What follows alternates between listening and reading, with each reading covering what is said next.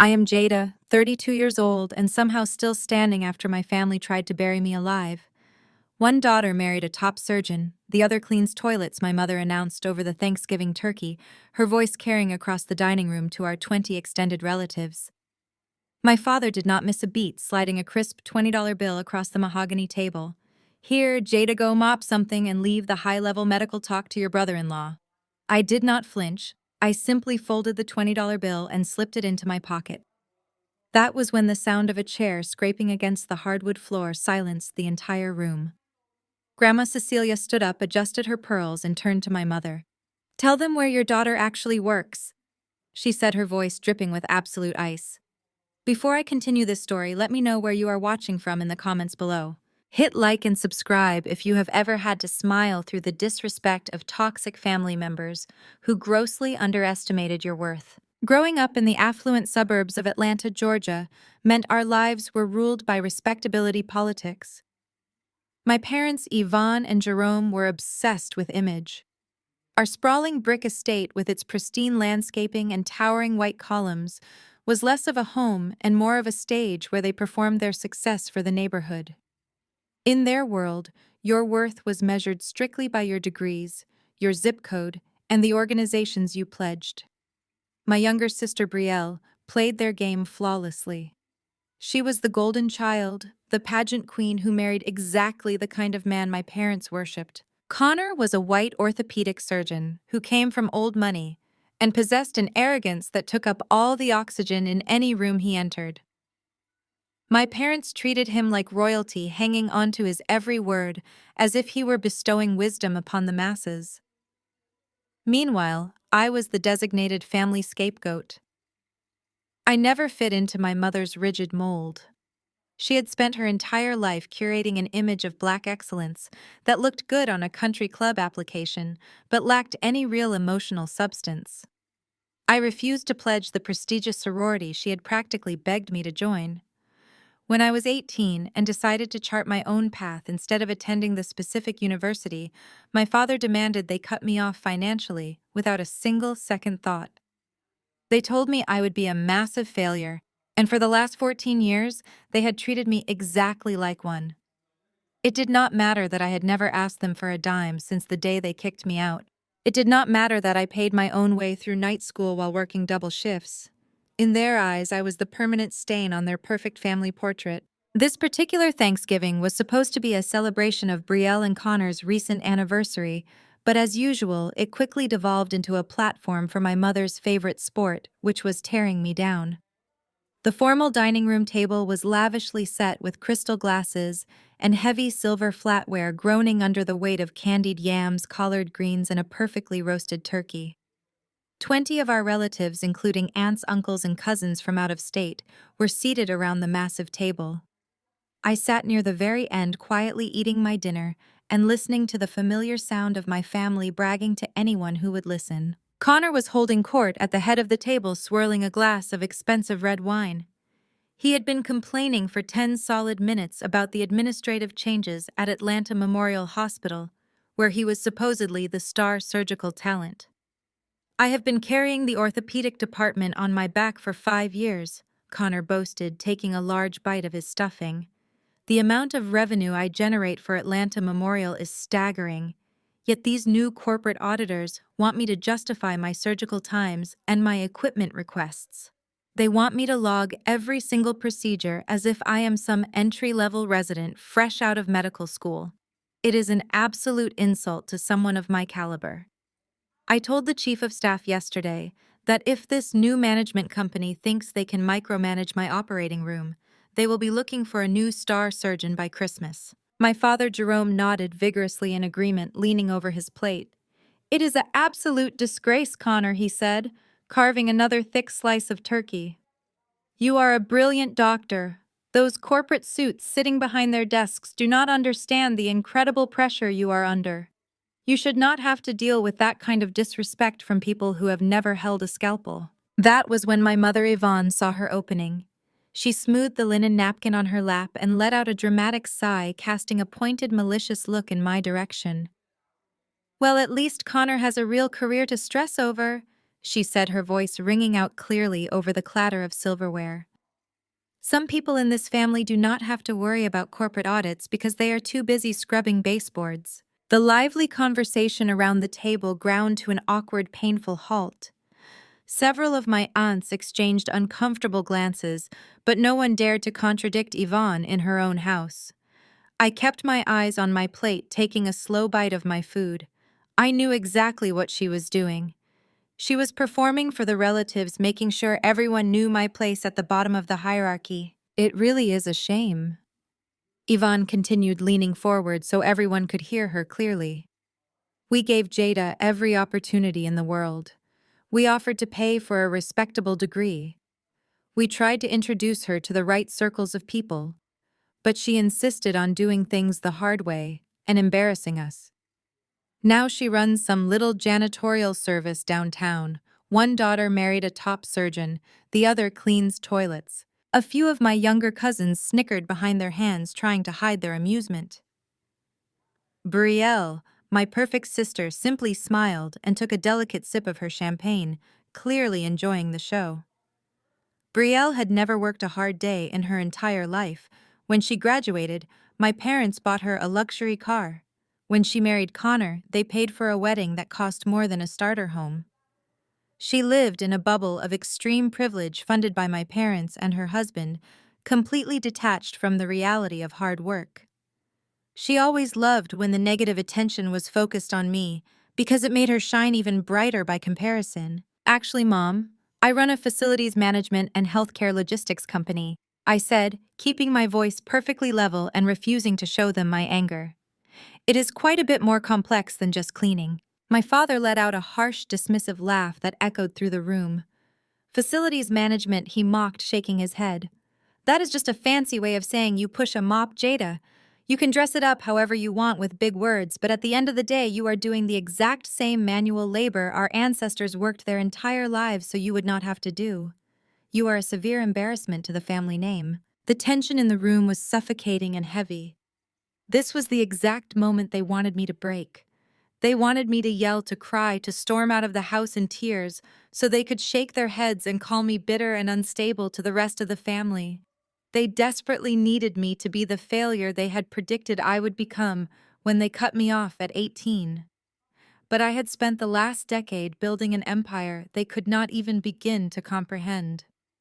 I had learned to master my emotions in boardrooms full of ruthless executives and venture capitalists, so my parents' petty Thanksgiving insults felt like absolute child's play. Jerome reached into his tailored slacks and pulled out his leather wallet. He pulled out a crisp $20 bill. He leaned across the table and slid it toward me, the green paper gliding over the polished wood until it stopped right next to my water glass. "Here, Jada," he said, a cruel, mocking smirk playing on his lips. "Go mop something. Leave the high-level medical talk to your brother-in-law. He actually has important things to worry about today." The disrespect was so blatant, so intentionally vile, that even Connor looked slightly amused by it, resting his chin on his hand to watch me. Brielle let out a melodic little laugh and leaned against her husband's shoulder. "You know, Jada," she chimed in, her voice dripping with fake sugary sweetness, "we are actually looking for someone to maintain our new pool house. Connor just had the custom tiles imported directly from Italy, and they require very special care. Since you clearly need the money, you should come by next week and give it a deep clean. I will even pay you above your usual hourly rate since we are family." More laughter echoed around the dining table. They were all waiting for my reaction, watching me like a specimen under a microscope. I looked down at the $20 bill sitting on the table. I thought about the thousands of hours I had worked, the sleep I had sacrificed, the relentless, unstoppable drive that had propelled me from a struggling 18-year-old girl sleeping in her car to a self-made powerhouse in the Atlanta business world. I thought about the massive corporate acquisition I had finalized just 48 hours ago. I reached out, picked up the $20 bill, and carefully folded it in half. I slipped it into the pocket of my designer slacks, smoothing the fabric. "Thanks, Dad," I said, my voice steady and unnervingly calm. "I will be sure to add it to my portfolio." My mother rolled her eyes dramatically. clearly disappointed that I had not given her the explosive emotional reaction she craved. Portfolio, she scoffed, waving her hand in the air. Please do not make me laugh, Jada. But the laughter died instantly in her throat. At the far end of the long table, my grandmother Cecilia had been sitting in absolute silence for the entire dinner. Grandma Cecilia was the true matriarch of the family, a proud, no-nonsense woman who saw through all the fake respectability politics my parents obsessed over. She had always been the only one who truly checked on me after my parents cut me off, making sure I was eating and surviving during my hardest years. Suddenly, the sharp, harsh screech of a wooden chair scraping against the hardwood floor cut through the dining room. Grandma Cecilia stood up. She was 80 years old, but in that very moment she looked 10 feet tall and completely terrifying. She slowly adjusted the pearl necklace resting against her collarbone and turned her piercing, unforgiving gaze directly toward my mother. Yvonne, Grandma. Cecilia said, her voice dropping the temperature in the room by 10 degrees. Tell them where your daughter actually works. My mother blinked rapidly, completely thrown off guard by the sudden interruption. Excuse me, Mama Cecilia, she stammered. I just told everyone she runs a cleaning business downtown. Grandma Cecilia slammed her hand down on the dining table, making the crystal wine glasses rattle and the silverware clink together. I said, tell them where she actually works, Yvonne, she demanded. Tell them the truth right now, or I swear to God I will do it for you. The entire room held its breath, frozen in shock. I sat back in my chair, crossing my arms and watching the dominoes I had carefully set up finally begin to fall. Jada does not push a mop. The words hung in the air, heavy and sharp. My grandmother Cecilia stood at the far end of the table, her posture rigid, her chin tilted up with the kind of regal authority that could only be earned through 80 years of surviving this world. She stared directly at my mother, her eyes narrowing into dangerous slits. She owns Apex Healthcare Solutions, the conglomerate that just finalized the buyout of Connor's entire hospital network this past Friday. For a full 10 seconds, the dining room was so quiet you could hear the ice melting in the crystal water pitchers. My aunts and uncles sat frozen, their forks suspended halfway to their mouths. My father Jerome kept his hand suspended over the carved turkey, clutching the serving knife. It was a beautiful suspended animation of pure shock. The perfectly curated facade of our affluent Atlanta family shattered by a single sentence. Then the silence broke. Connor leaned back in his custom-upholstered dining chair and let out a booming, theatrical laugh. The sound bounced off the vaulted ceilings of my parents' mansion, loud, grating, and deeply condescending. He slapped the mahogany table, shaking his head with a smug grin that made my blood run cold. Oh, Grandma Cecilia, bless your heart. Connor chuckled, reaching for his wine glass. He looked around the table, making deliberate eye contact with my parents, as if sharing an inside joke about a confused elderly woman.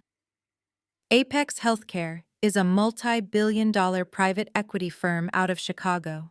They are ruthless corporate raiders. They just acquired Atlanta Memorial, yes, but to think Jada has anything to do with them is highly amusing. Did you read an article in the paper and get confused? My mother immediately seized the opportunity to smooth over the awkwardness and protect her precious white son-in-law. Yvonne slammed her linen napkin onto her plate, her perfectly contoured face contorting into a mask of pure fury. She pointed a manicured finger directly at me across the spread of candied yams and collard greens. Jada! How dare you! She hissed, her voice vibrating with genuine rage. How absolutely dare you feed your grandmother these pathetic delusions? Is this what you do now? You fill an 80-year-old woman's head with fairy tales to make yourself feel better about your own miserable life. Yvonne was relentless. She stood up, pacing behind her chair, addressing the entire room to ensure my humiliation was absolute. We all know you have struggled, she continued, weaponizing my past for everyone to feast on. We know it has been hard for you since you refused to listen to us and threw your life away. But coming into my home on Thanksgiving, wearing whatever cheap suit that is, and lying to my mother, just to steal the spotlight from Brielle and Connor, that is a new low even for you. You are a pathological liar, Jada. You are so insanely jealous of your sister's perfect marriage and Connor's prestigious career that you would actually invent a corporate buyout to stroke your own fragile ego. Brielle chimed in, resting her hand protectively on Connor's shoulder, playing the victim flawlessly. It is honestly just sad, Jada.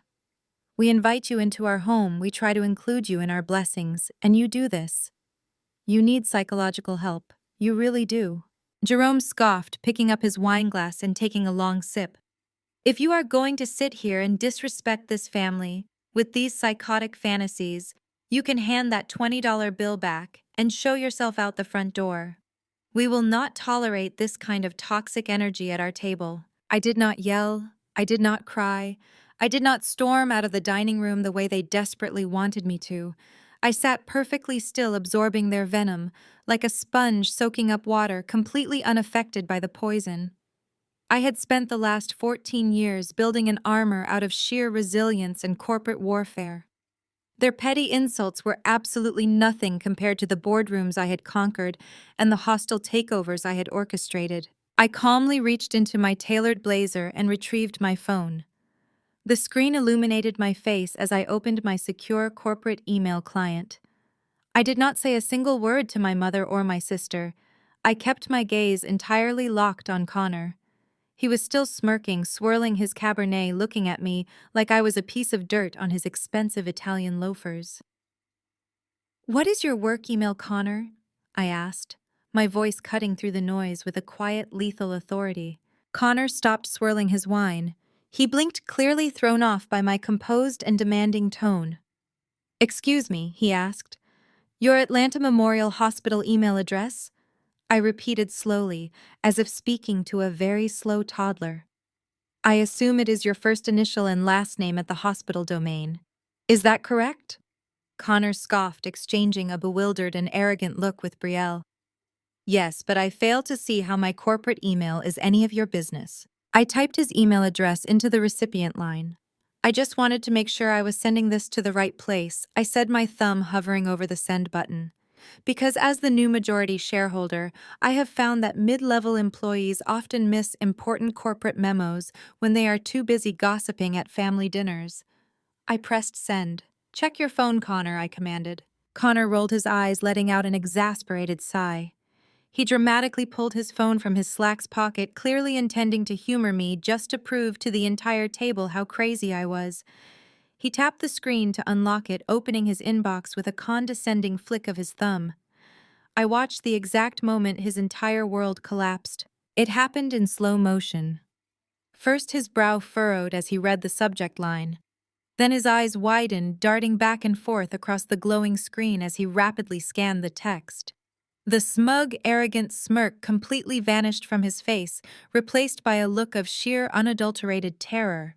The color drained from his cheeks so fast, he looked like he was going to be physically sick right onto the Thanksgiving turkey. The email I had just forwarded to him was the official internal restructuring announcement sent to the Atlanta Memorial Board of Directors at 4 o'clock that afternoon. It detailed the complete acquisition of the hospital network by Apex Healthcare Solutions. It outlined the immediate freeze on all departmental budgets, including orthopedics. And right at the very bottom, signed in bold black text, was the name of the incoming chief executive officer and majority shareholder, Jada Washington. "My name!" Connor's hands began to shake. The phone actually trembled in his grip. He swallowed hard, his Adam's apple bobbing nervously as he slowly, agonizingly lifted his eyes from the illuminated screen to look across the table at me. The realization hit him with the destructive force of a freight train. The black woman he had spent the last hour treating, like the hired help the sister-in-law he had actively mocked, was the sole owner of the conglomerate that now completely controlled his career, his paycheck, and his future. The dining room was dead silent again, but this time the tension was entirely different. My parents and Brielle watched Connor, totally confused by his sudden, terrified paralysis. They waited for him to laugh, to dismiss me, to say something that would restore their superiority. I did not say a word. I simply picked up a warm dinner roll, buttered it deliberately, took a small bite, and smiled at him. I chewed my dinner roll, slowly swallowing it before taking a calm sip of my sparkling water. The absolute terror radiating from Connor was a delicacy all on its own. He stared at me with wide, unblinking eyes, his chest rising and falling rapidly under his tailored dress shirt. He knew exactly what this meant. He knew I held his entire career in the palm of my hand. The silence in the dining room stretched tight enough to snap. Then my father did exactly what men like him always do when confronted with superior power. He pivoted. Jerome cleared his throat, a deep rumbling sound that usually commanded the attention of his entire congregation. He adjusted the cuffs of his expensive suit, and a wide, entirely synthetic smile spread across his face. He let out a booming, jovial laugh that sounded completely disconnected from the venom he had been spewing just 3 minutes earlier. "Well, look at that," Jerome said, clapping his hands together. His voice was suddenly dripping with forced warmth and paternal pride. "You really had us going there, Jada. I have to admit that was quite the reveal. You always did have a flair for the dramatic, keeping the success in the family. That is what I always say." I stared at him, letting my silence highlight his ridiculous hypocrisy. 5 minutes ago, he was handing me a $20 bill to go scrub floors. Now he was acting like my corporate triumph was a shared family victory.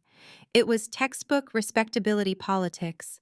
In his mind, my wealth suddenly erased my status as the family disappointment and instantly upgraded me to an asset he could use. Jerome leaned forward, resting his elbows on the table, his eyes gleaming with opportunistic greed. "This is actually perfect timing, Jada. As you know, Connor is up for chief of surgery this quarter. We were just talking about how those corporate auditors were holding up the process. But now that you are calling the shots at Apex, you can push that promotion right through. You will make that happen, right? It will be a tremendous look for the family name. The Washingtons owning the hospital and running the surgical floor." Before I could even process the sheer audacity of his request, my sister decided to chime in. Brielle, completely abandoning her previous narrative about me needing psychological help, suddenly leaned across the table with a bright, expectant smile. "Oh my gosh, Jada, this is actually incredible," Brielle squealed, clapping her manicured hands together. "You have to sign off on Connor's promotion on Monday. We were just looking at a vacation home in Martha's Vineyard, and the chief of surgery bonus would cover the down payment perfectly. You know how hard Connor works. He deserves this. Plus, family helps family, right? You can just bypass all that annoying HR red tape and give him the title." I looked back and forth between my father and my sister. The whiplash was staggering. They had spent over a decade tearing me down, cutting me off, and ensuring I was completely isolated from their world of privilege. They had just spent the entire Thanksgiving dinner publicly humiliating me for the amusement of our extended relatives. But the exact second they realized I possessed a multi-billion-dollar empire, my company suddenly became their personal piggy bank. They felt entirely entitled to the power I had bled to acquire. I placed my linen napkin on the table and folded my hands, resting them over my plate. I let a cold, razor-sharp smile touch my lips. "Family helps family," I repeated, letting the words hang in the air. "That is an interesting concept, Brielle.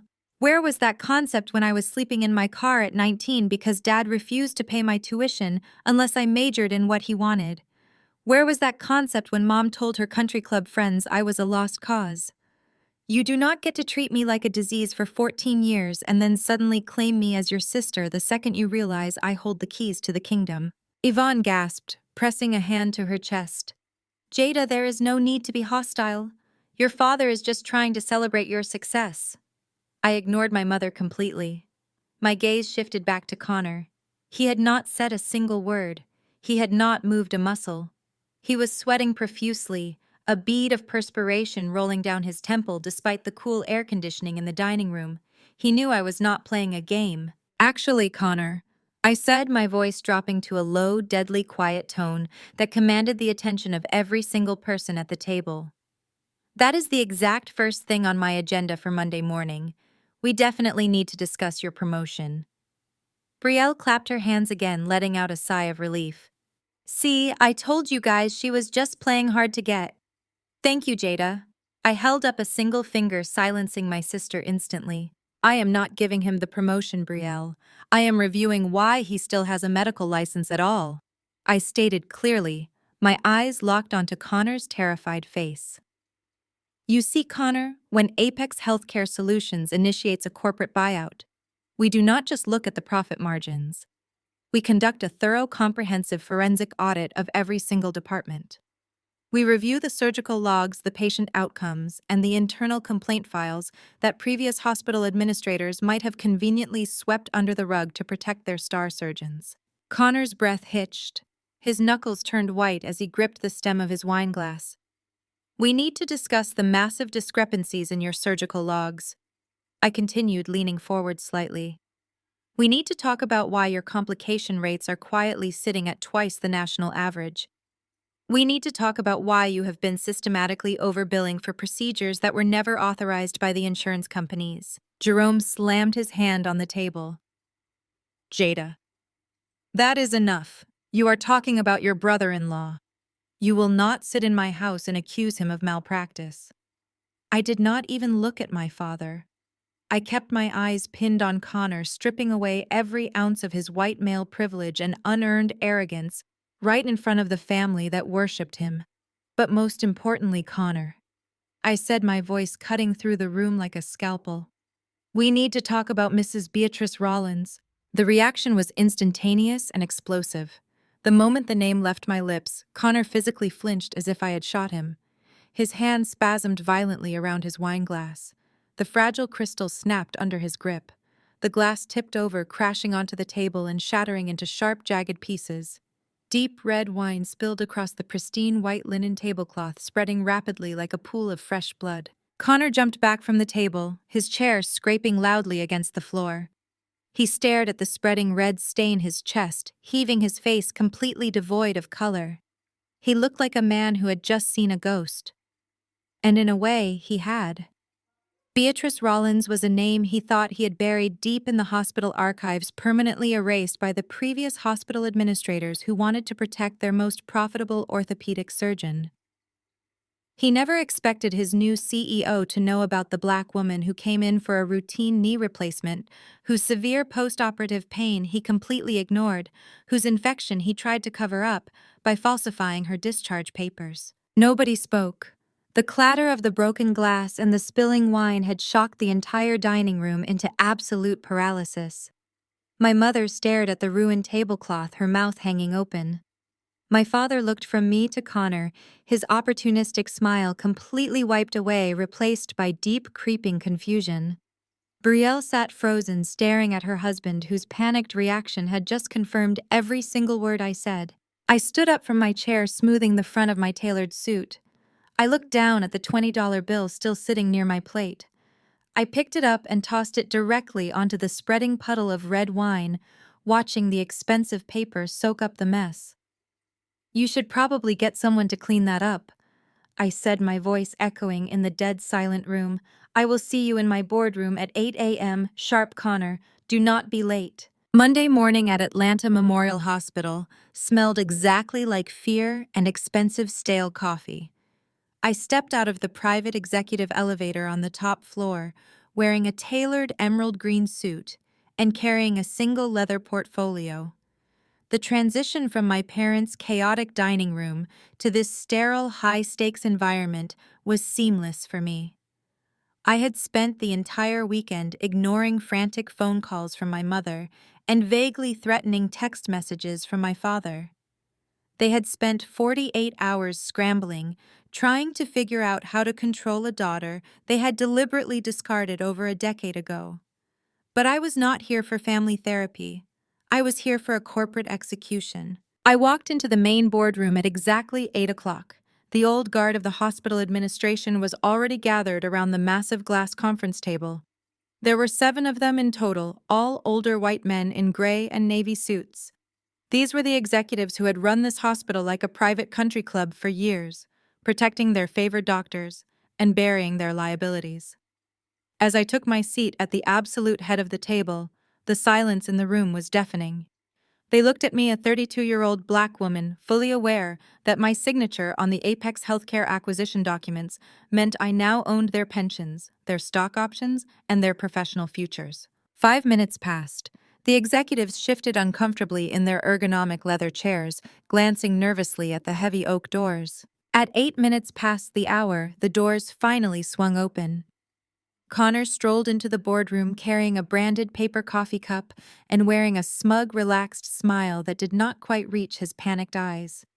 It was incredibly obvious that he had spent the entire weekend convincing himself that my display at Thanksgiving was just a temporary power trip. He had likely cried to my parents, and Jerome had probably assured him that he would handle me, that I was just acting out and could be easily manipulated. Connor was banking heavily on his white male privilege and his status as the family golden boy to shield him from corporate reality. He did not take an empty seat right away. Instead, he walked casually around the perimeter of the room, placing a hand on the shoulder of the chief financial officer like they were old fraternity brothers. "Good morning, gentlemen," Connor announced, his voice booming with artificial confidence. "And good morning to my little sister." He looked directly at me, offering a patronizing wink. "Do not let the sudden change in ownership rattle you, boys.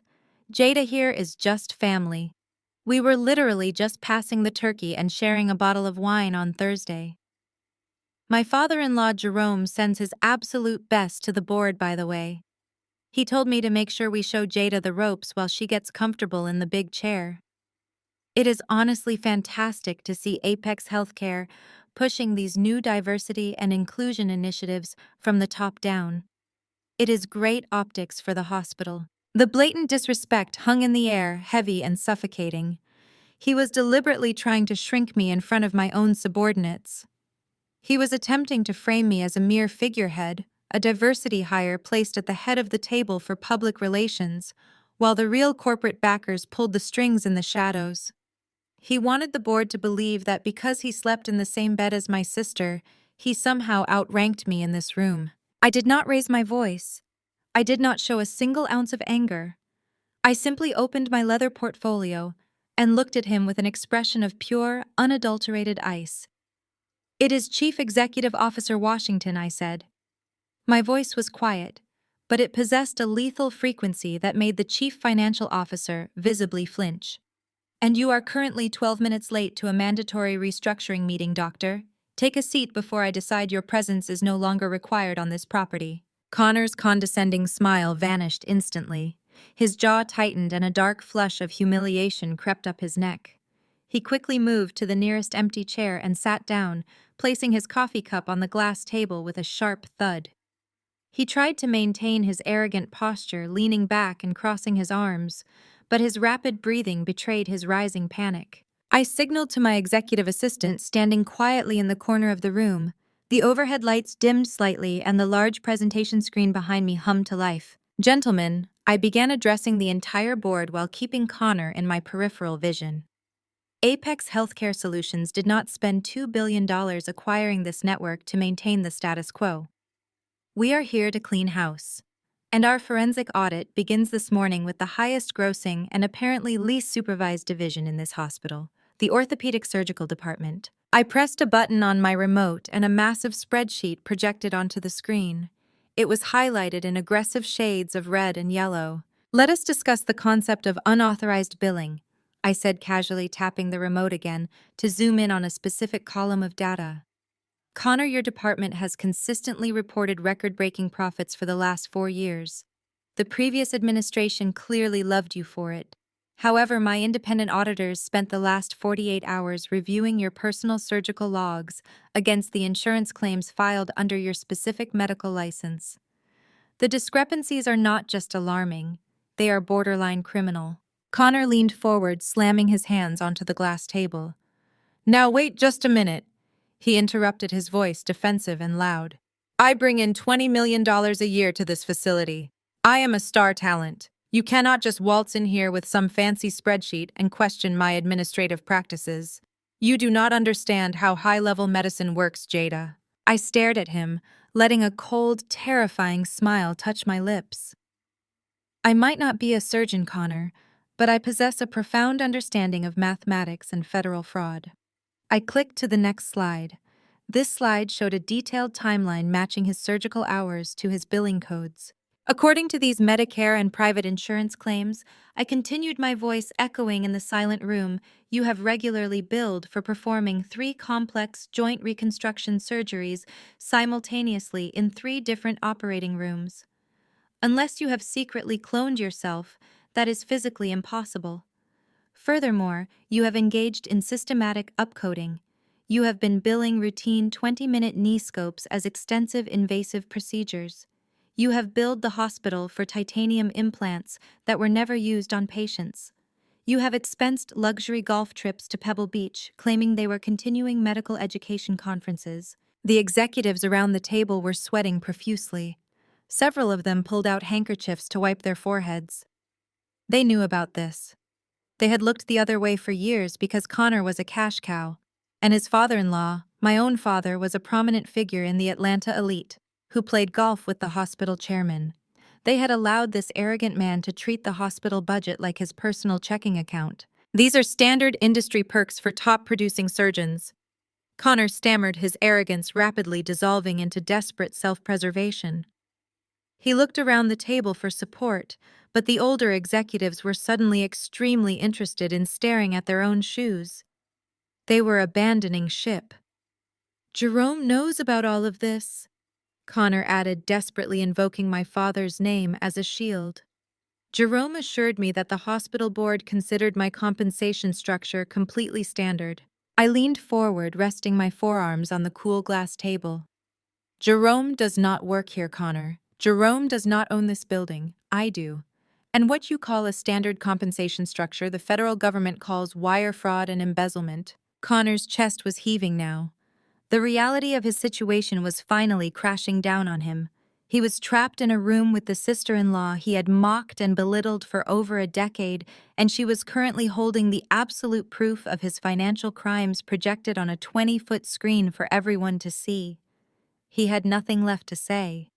He just stared at the numbers, his career flashing before his eyes. But I was not finished. Financial fraud was just the appetizer. I was here to dismantle his entire existence. I reached into my portfolio and pulled out a stack of thick manila folders sealed with red confidential tape. I handed the stack to my assistant, who began walking around the boardroom distributing one folder to each sweating executive. I placed the final folder directly in front of Connor. Embezzling from my hospital is a fast track to unemployment, I said, my voice dropping to a dangerous whisper. But treating Black women like disposable collateral is a fast track to the total destruction of your medical license. Connor stared at the red tape on the folder. His hands began to shake uncontrollably, just as they had at the Thanksgiving dinner table when I first mentioned her name. I do not stop at auditing finances, I told the boardroom. I audit patient care. I audit the complaints your administration buried to protect your profits. I looked dead into Connor's terrified eyes.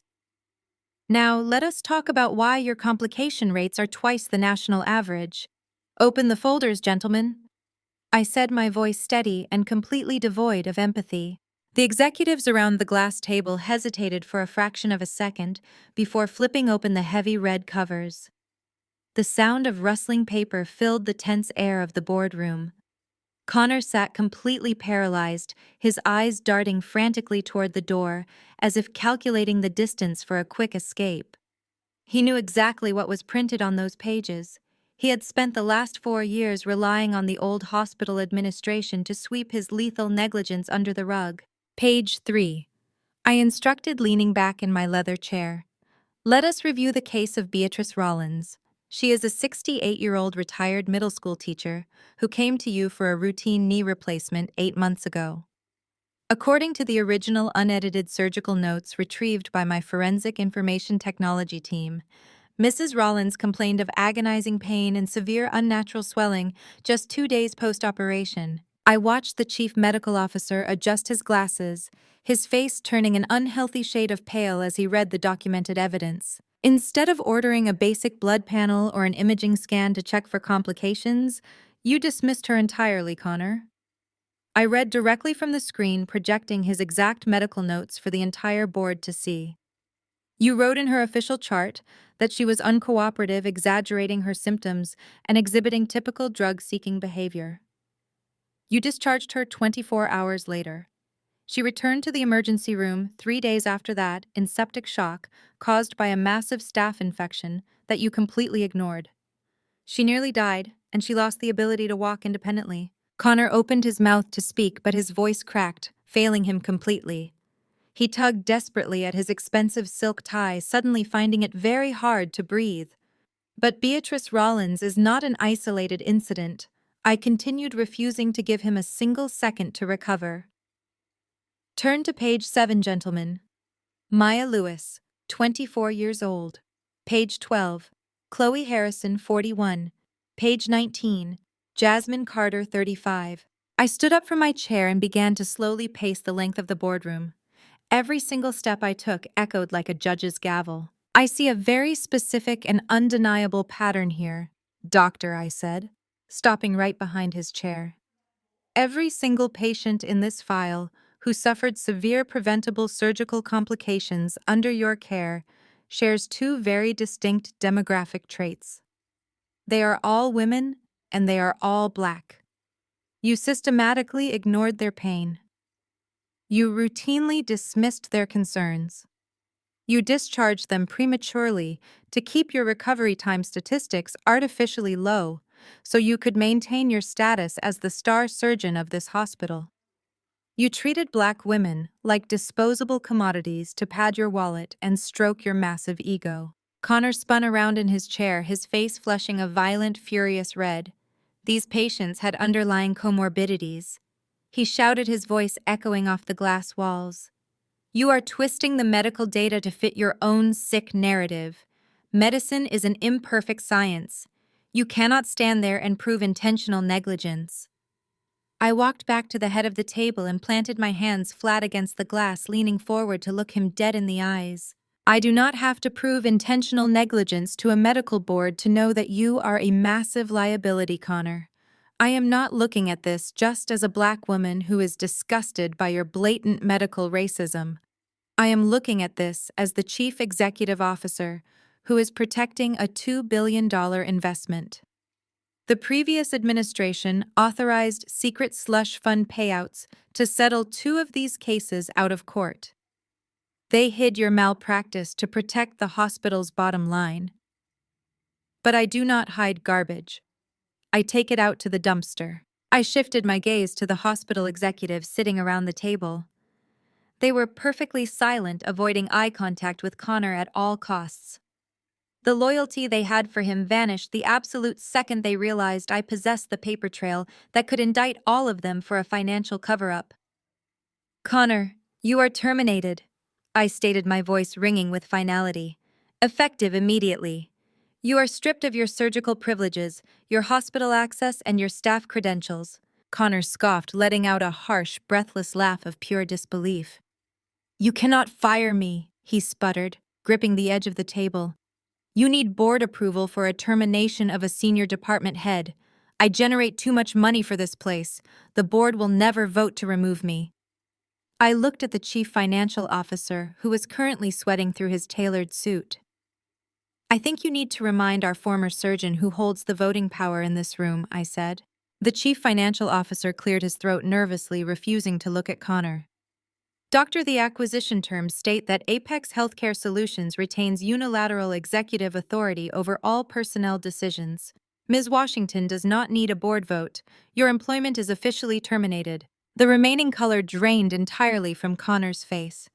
The arrogant, untouchable white surgeon who had spent the entire Thanksgiving dinner treating me like a peasant was now sitting in a puddle of his own destroyed career. But the execution was not over. And you will not be quietly resigning to go ruin lives at another private practice in Atlanta, I added calmly, organizing my papers into a neat stack. I have zero interest in passing your liability on to another hospital. My legal team is submitting this entire unredacted folder, along with the proof of your financial fraud, to the state medical board by noon today. You are going to lose your medical license, Connor. You are absolutely done practicing medicine. That was the breaking point. The charming, refined facade completely shattered. The polite society mask fell away, revealing the vicious, entitled monster underneath. Connor leaped out of his chair, sending it crashing backward onto the carpet. He pointed a trembling, furious finger directly at my face. His chest heaved with explosive, uncontrolled rage. "You vindictive, bitter witch!" he screamed, saliva flying from his mouth. "This has absolutely nothing to do with patient care, and you know it. You are just a jealous, pathetic sister-in-law who has always hated Brielle's happiness. You have spent your entire life being the family outcast, and you have just been waiting for a chance to ruin my life out of pure spite. Your own parents cannot stand the sight of you. They are ashamed of you. You are destroying my career because you are a miserable, lonely woman who will never have what we have." I did not flinch. I did not raise my voice. I looked at the screaming man throwing a temper tantrum in my boardroom and felt absolutely nothing but a profound sense of satisfaction. "Security is waiting just outside those double doors, Connor," I said, my tone perfectly flat. "They are here to escort you to your vehicle. I suggest you pick up your coffee cup and walk out before I have them physically drag you through the main lobby in front of your former colleagues." Connor stood there, panting, his fists clenched at his sides.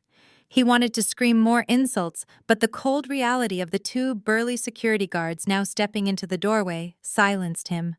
He snatched his jacket off the floor, glaring at me with a hatred so deep it practically burned the air between us. "You are going to regret this, Jada," he hissed, his voice shaking with venom.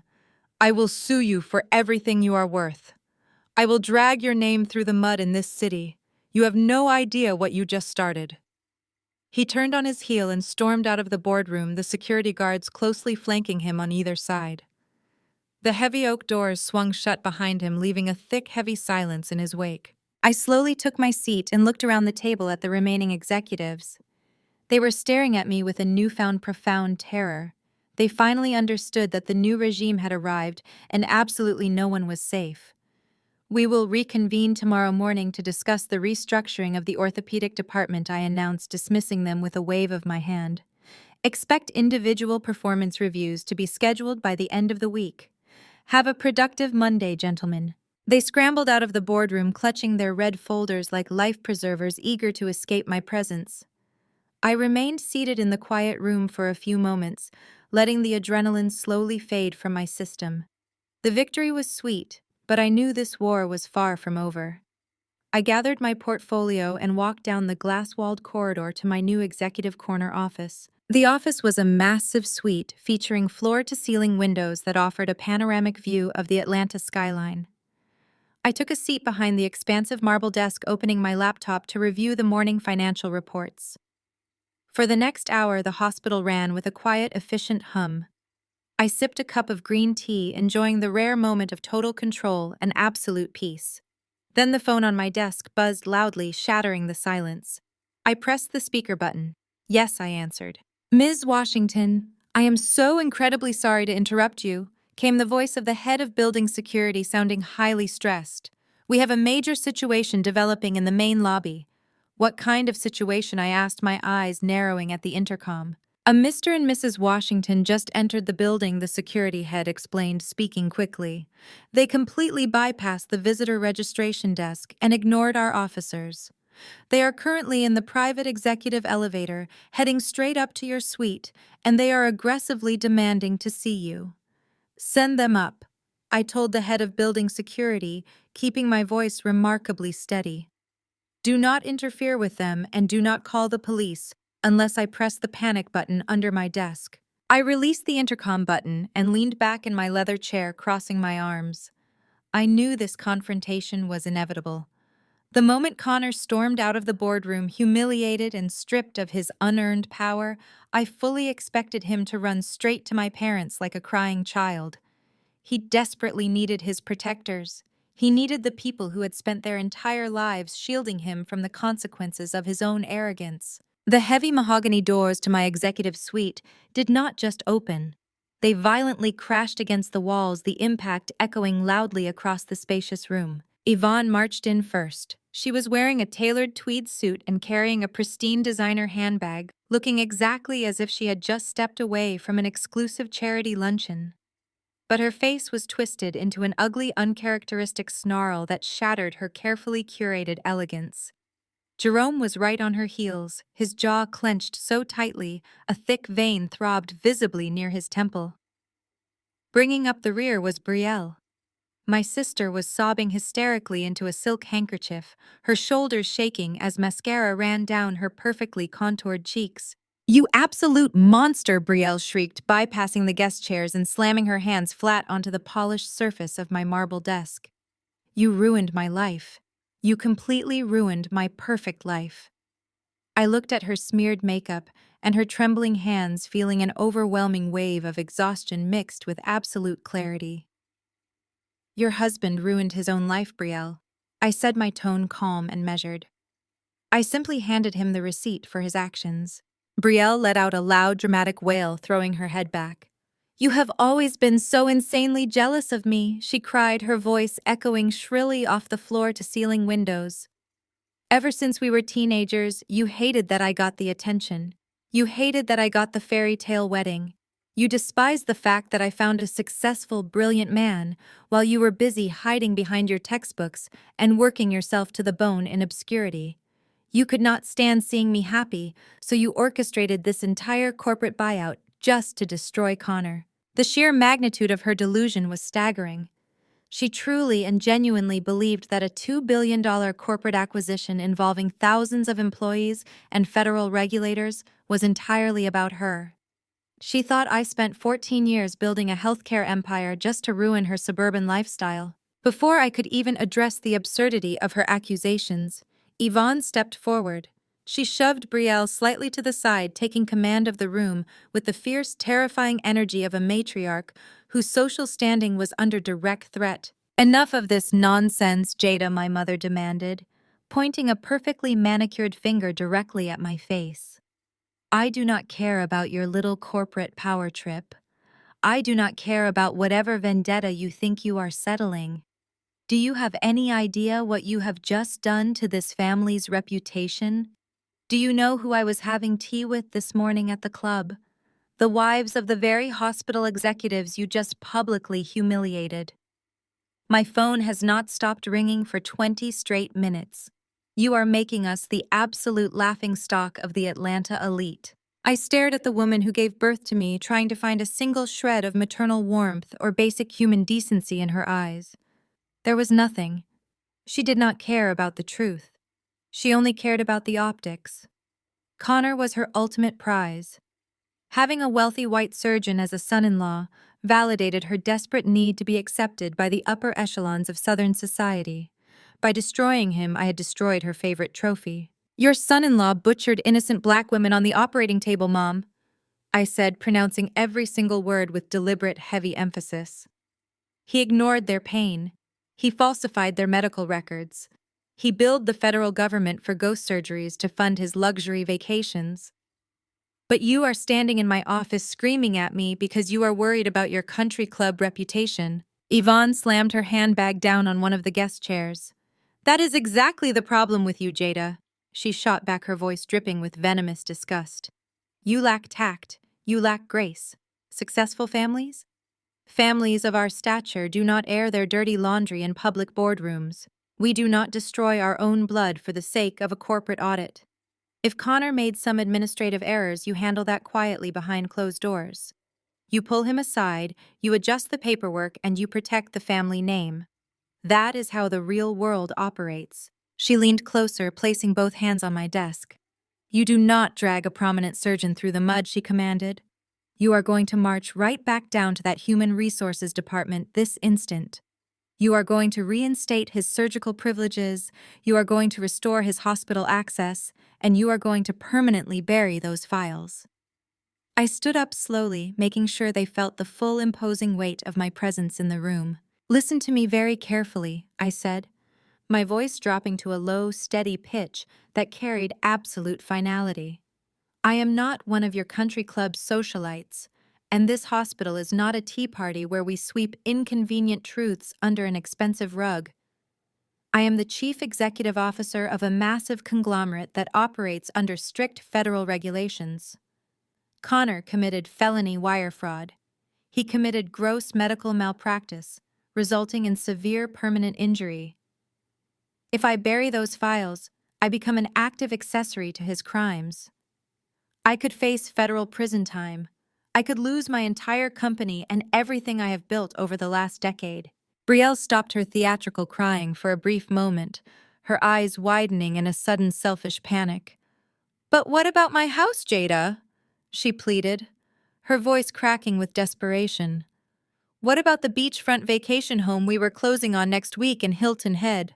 Connor needs that massive signing bonus. He needs his quarterly salary. You cannot just cut off our income with zero warning. How am I supposed to pay for the country club dues or the kids' private school tuition? You are being incredibly selfish. You are only thinking about yourself." I looked at my sister, feeling a deep, profound disgust settling in my chest. "Your entire lifestyle is funded by blood money, Brielle," I stated plainly, stripping away all of her polite illusions. "You are driving luxury vehicles paid for by the shattered knees and infected joints of women who look exactly like me and you. Women Connor deemed disposable. Women he used to line his pockets. I will not compromise patient safety or risk a federal indictment just so you can buy another vacation home. Connor is fired. He will never touch another patient in this facility, as long as I draw breath.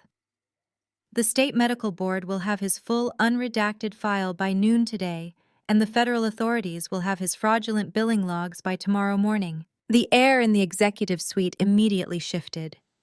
My father, who had been standing silently near the door, letting the women do the screaming, finally stepped forward. Jerome unbuttoned his suit jacket with a slow, deliberate motion. The polished paternal mask he wore for his congregation and his business associates was completely gone. In its place was something cold, ruthless, and deeply venomous. He walked slowly around the edge of my desk, invading my personal space in a blatant attempt at physical intimidation. This was the same tactic he had used to silence me when I was a teenager. He wanted me to feel small. He wanted me to remember the terrified 18-year-old girl he had thrown out onto the street. Jerome leaned heavily over my desk, placing his large hands flat against the cold marble, forcing me to look him directly in the eye. He dropped his voice to a dangerous, terrifying whisper. "You listen to me, you ungrateful little brat!" He growled, his eyes burning with absolute malice. "You think because you bought this building you own this city. You do not. I know the mayor. I know the zoning commissioners. I know the executives at every major bank in Atlanta. I have spent 30 years building alliances with the most powerful people in this state. If you do not fix this right now, if you do not give Connor his job back and bury those files permanently, I will personally make it my mission to bleed your company dry. I will freeze your zoning permits. I will turn every major investor against you. I will ruin you in this city." I did not blink. I did not lean back in my chair. I maintained direct eye contact with the man who had terrorized my youth and dictated my worth based on his twisted metrics of respectability. His breath was ragged, his face twisted in a mask of desperate patriarchal authority. He fully expected me to cower. He expected the 32-year-old billionaire CEO to revert to the terrified 18-year-old girl he had thrown out of his house for refusing to conform to his rigid, oppressive standards. I reached into the bottom drawer of my desk. I did not pull out a panic button or a security radio. I pulled out a thick, heavy red folder and dropped it squarely onto the center of the marble desk with a resounding thud. "You cannot destroy anything, Dad," I said, my voice completely devoid of emotion. "You are completely bankrupt." Jerome froze. The vein throbbing in his temple seemed to suddenly halt. He stared at the red folder as if it were a live explosive device. Behind him, Yvonne and Brielle exchanged a quick, confused glance as the aggressive momentum in the room instantly evaporated. "What kind of sick lie is this?" Yvonne demanded, stepping forward, her designer heels clicking sharply against the hardwood floor. "Your father is a pillar of the Atlanta business community. He manages millions in assets. We have a pristine financial portfolio. We are highly respected members of society, Jada." I pushed the red folder closer to Jerome. "Open it," I commanded. He hesitated, his hand trembling slightly as he reached for the cover. He flipped it open and his eyes immediately locked onto the first page. I watched the remaining fight drain out of his body in a single devastating second. His broad shoulders slumped, and the menacing aura he had projected just moments before completely shattered, leaving behind nothing but a hollow, desperate old man staring at his own ruin. When Apex Healthcare acquires a network, we do not just audit the doctors, I explained, leaning back in my chair and steepling my fingers. We audit the entire financial ecosystem surrounding the hospital. That includes external vendors, third-party contractors, and prominent donors who use our facility to launder their social status. Since Connor loved bragging about your financial backing, my auditors decided to run a comprehensive background check on his primary benefactor. We follow the money all the way down to the roots. I stood up, smoothing my jacket, and walked around to the front of my desk, leaning against the cool marble edge to look directly down at him. You are not a powerful elite, Dad. I continued, laying out the brutal reality of his financial destruction.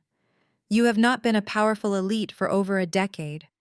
According to these bank records and property deeds, you have been secretly embezzling from your own corporate pension fund for the last 6 years. You took out 3 illegal secondary mortgages on that sprawling suburban estate you love, parading in front of your country club friends. You are drowning in predatory high-interest loans that you hid through a network of shell companies. Yvonne gasped, grabbing the back of a guest chair for support. Her flawless makeup suddenly looked like a fragile mask covering pure terror. Jerome. What is she talking about? She asked, her voice high and breathless. Tell her she is making this up right now. Tell her our accounts are fine. Tell her my upcoming charity gala is fully funded. Jerome could not speak. He just stared at the papers, his mouth opening and closing without producing a single sound.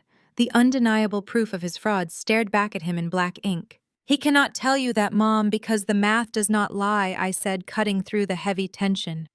He blew through his legitimate savings years ago to fund Brielle and Connor's lavish lifestyle so you could maintain your illusion of generational wealth. He paid for their extravagant wedding by draining his retirement accounts. He bought Brielle's luxury SUV by taking a massive loan against the equity of your house. He even funded Connor's initial private practice buy-in with money he legally did not have. You have been living on credit and fumes for an entire decade, playing the part of the wealthy Atlanta patriarch while slowly digging your own financial grave. The executive suite descended into absolute pandemonium. Yvonne did not look at her husband with sympathy or concern for his mental health. She looked at him with pure, unadulterated horror and absolute disgust. The woman who built her entire personality around looking down on working-class people realized she was standing on the edge of total poverty.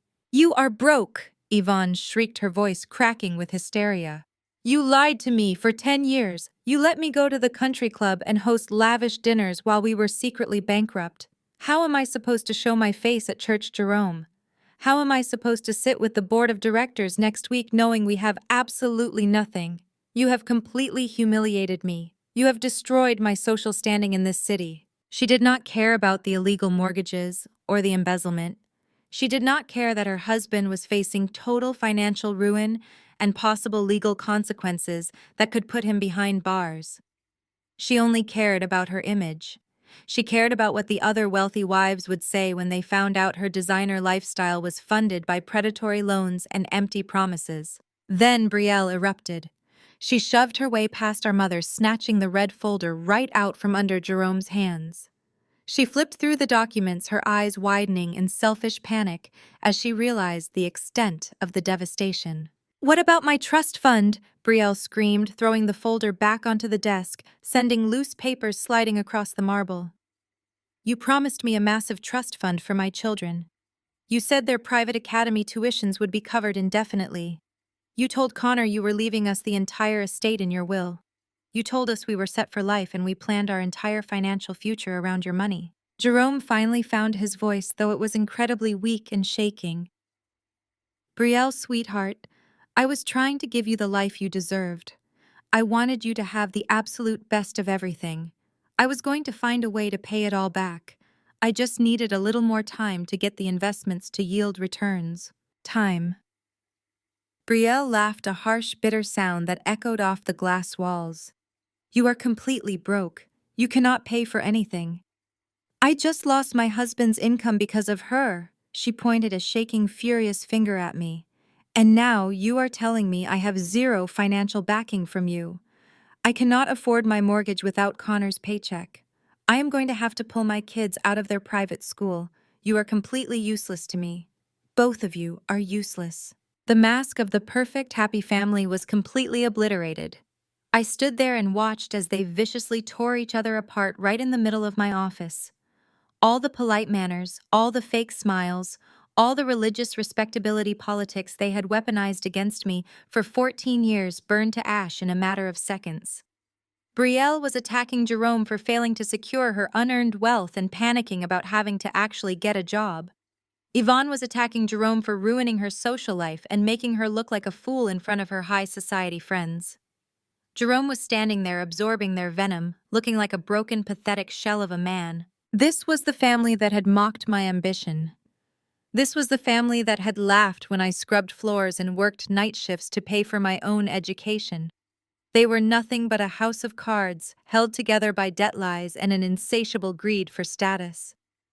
Enough, Jerome suddenly roared, his voice cracking under the immense pressure. He turned away from his screaming wife and his furious daughter. He looked at me, his eyes wide and bloodshot.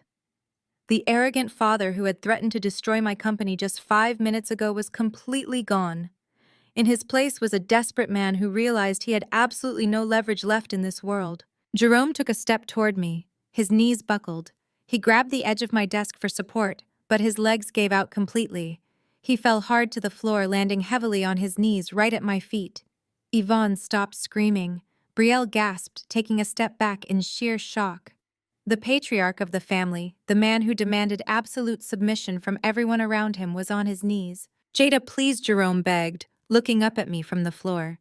His voice was thick with tears and desperation. "Please, you have to help me. I am drowning. The banks are closing in on me. If I do not make a massive balloon payment by the end of the month, they are going to foreclose on everything. They are going to take the house, the cars, the remaining accounts. Everything will be gone, and we will be out on the street." He reached out a shaking hand toward my shoe but stopped just short of touching me. He tried to appeal to the very family loyalty he had denied me for over a decade. "I know I made mistakes, Jada," he sobbed, his pride entirely shattered.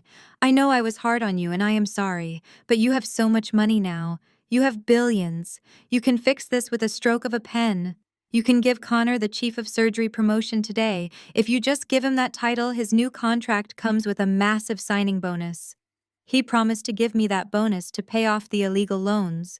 We had a deal, Jada. If you fire him, I lose that money. I lose the house. I lose my freedom.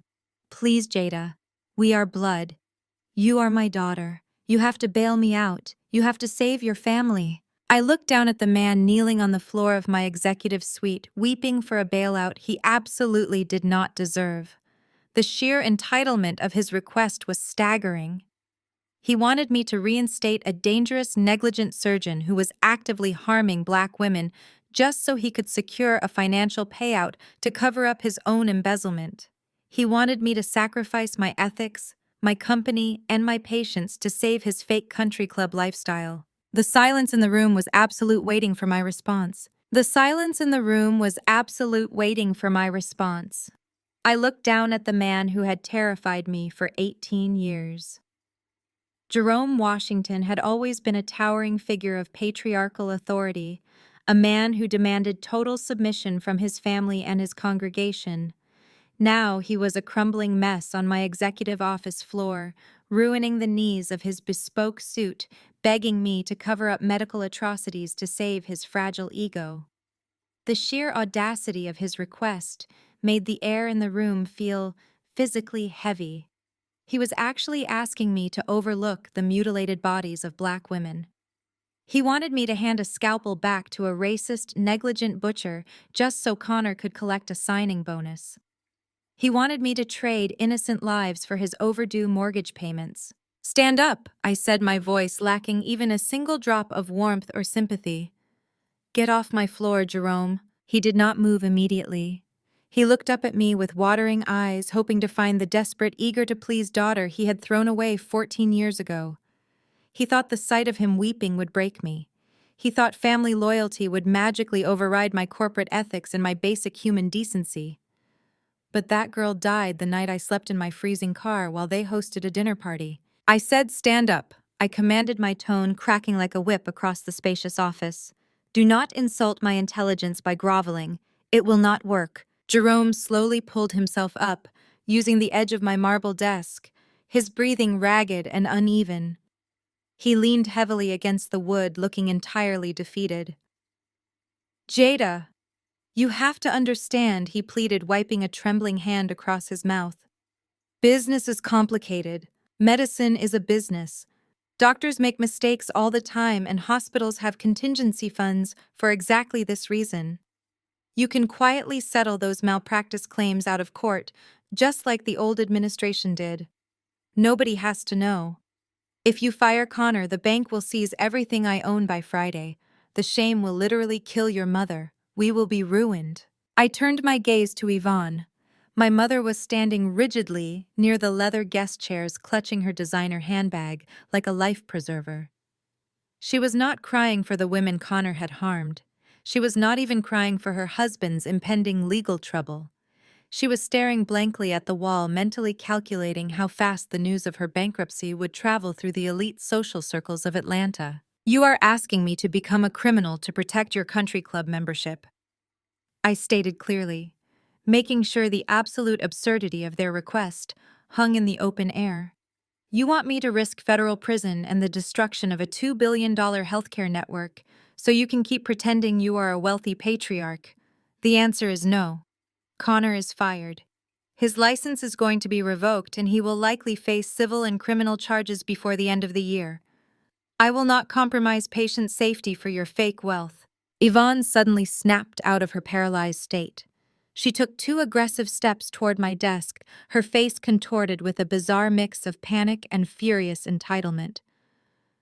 "You are destroying your own blood over some strangers," she shouted, her voice cracking with hysteria. "Those patients mean nothing to us. We are your family, Jada. You are supposed to protect us. You are choosing to destroy your brother-in-law and bankrupt your own parents out of pure vindictive spite." I looked at my mother, feeling a profound sense of disgust settle deep in my chest. "You threw your own blood out onto the street when I was barely an adult," I reminded her, my words clipping through the air like shards of glass. "You watched me pack my bags, crying, begging for a chance to explain myself, and you locked the front door behind me. Do not dare stand in my office and lecture me about family loyalty. You do not know the meaning of the word. You only care about people who can fund your lifestyle. I am not your savior, Yvonne. I am your reckoning." The reality of my refusal finally hit Brielle. She had been standing frozen near the floor-to-ceiling windows, processing the fact that the golden ticket she had married was now a disgraced, unemployed liability. Her perfect suburban fairy tale was evaporating right in front of her eyes. She looked from me to our parents, her expression shifting from shock to pure, unadulterated panic. "But I do not have a job!" Brielle shrieked, her voice echoing shrilly against the glass. "I have not worked in 5 years. Connor pays for everything. The luxury car leases, the country club dues, the private school tuition for the kids. If Connor does not get that bonus, and if Dad cannot pay my second mortgage, we are going to lose the estate." She lunged forward, grabbing Jerome's arm and shaking him violently. "You promised me, Dad," she screamed, tears of absolute terror streaming down her face. "You promised me the house was paid off. You promised Connor his buy-in was completely covered. What are we supposed to do now? Where are we supposed to go?" Jerome could not even look at his favorite daughter. He stared at the floor, his shoulders completely slumped, offering absolutely no comfort or solutions. He had built a house of cards, and the wind had finally blown it down.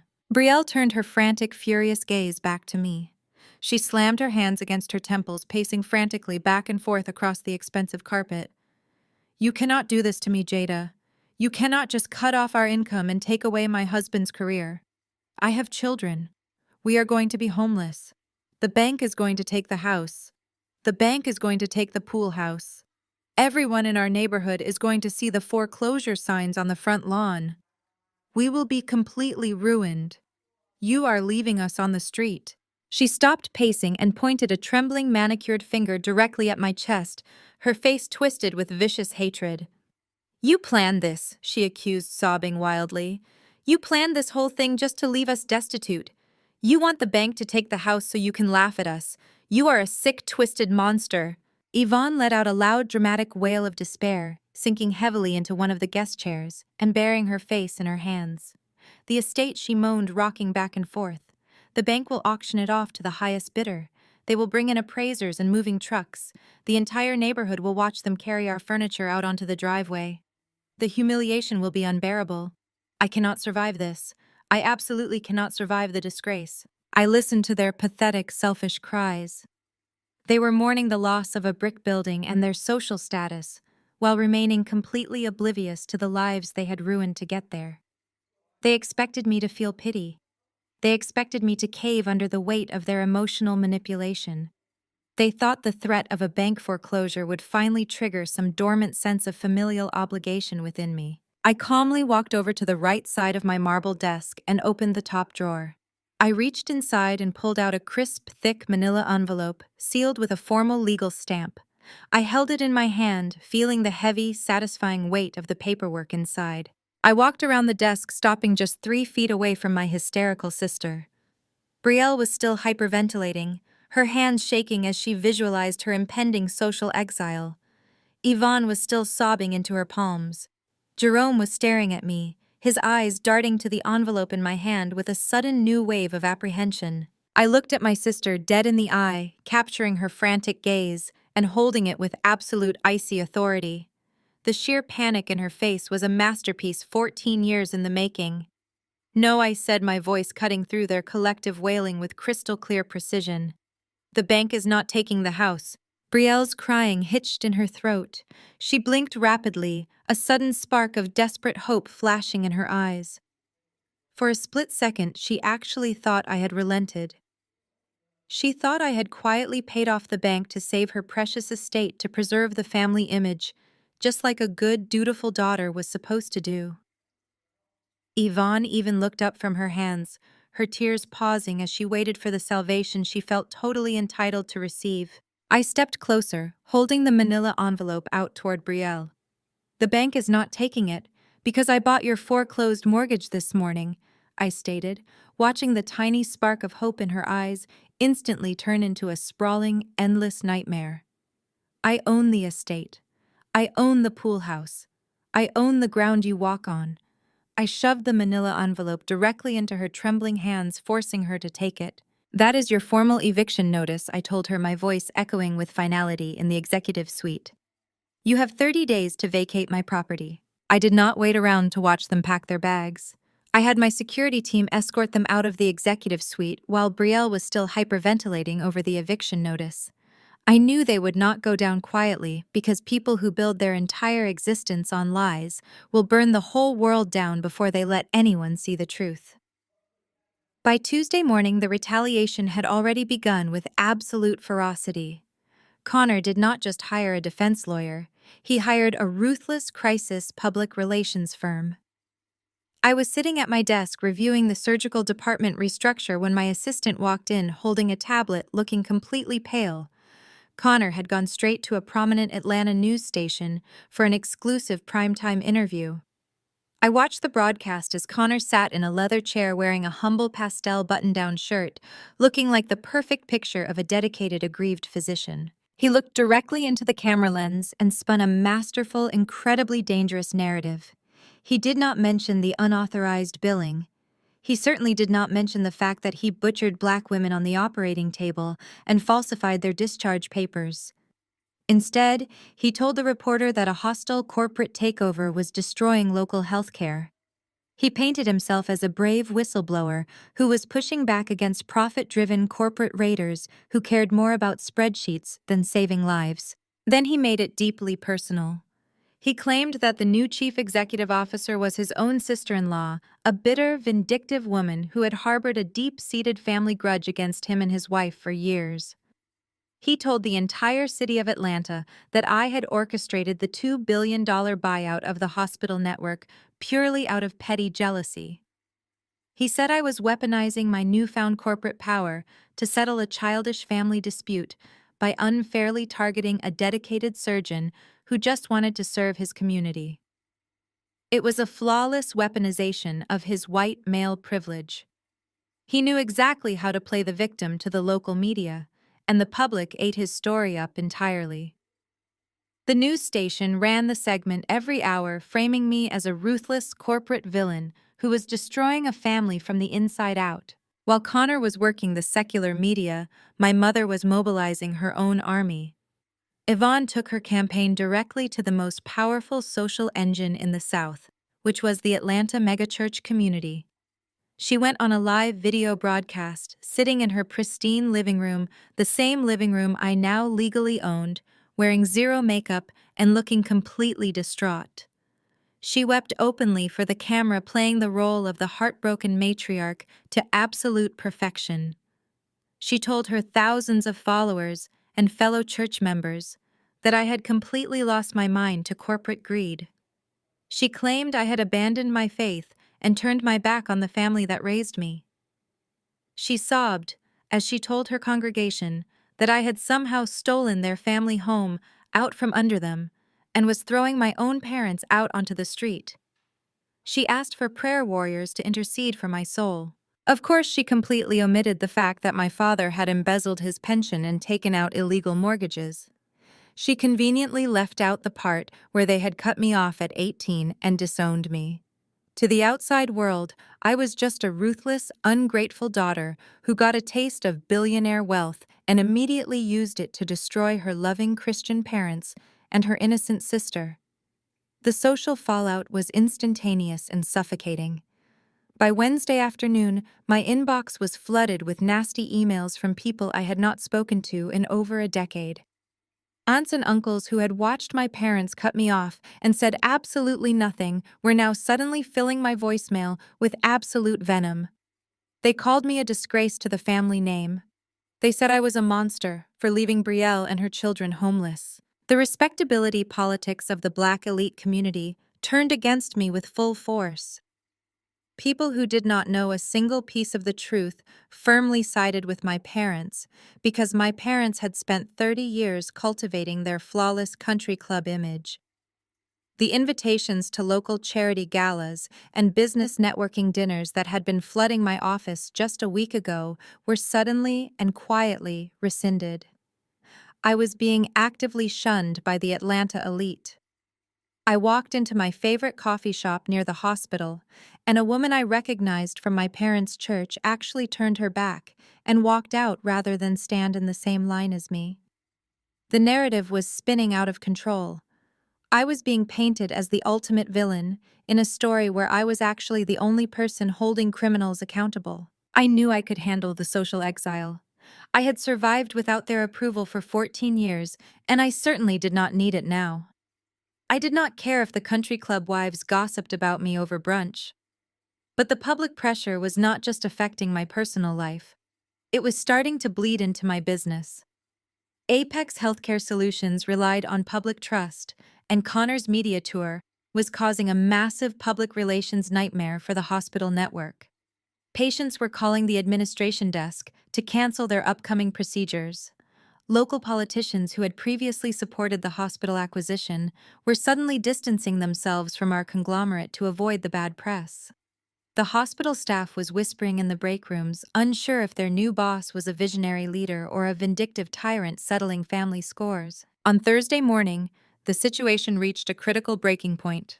My desk intercom buzzed. It was my assistant informing me that the board of directors had bypassed my schedule and called an emergency mandatory meeting. When I walked into the boardroom, the atmosphere was entirely different from Monday.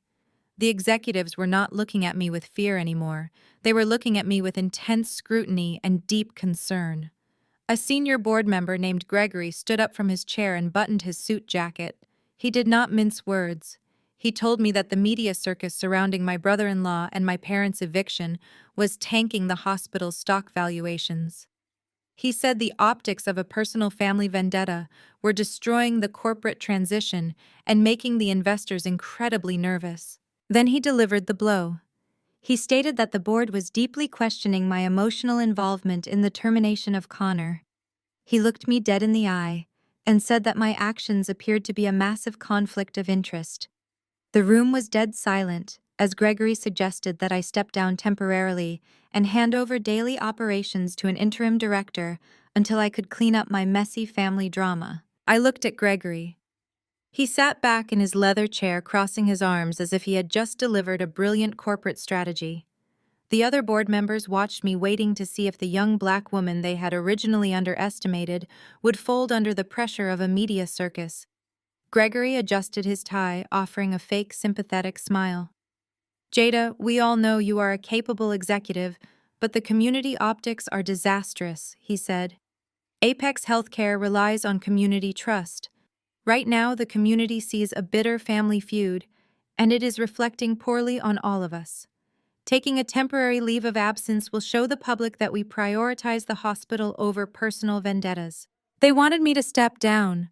They wanted me to hand over the reins of my own empire, because my white brother-in-law was crying on the local news and my mother was shedding fake tears on social media. I did not break eye contact with Gregory. I reached forward and tapped the touchscreen embedded in the conference table.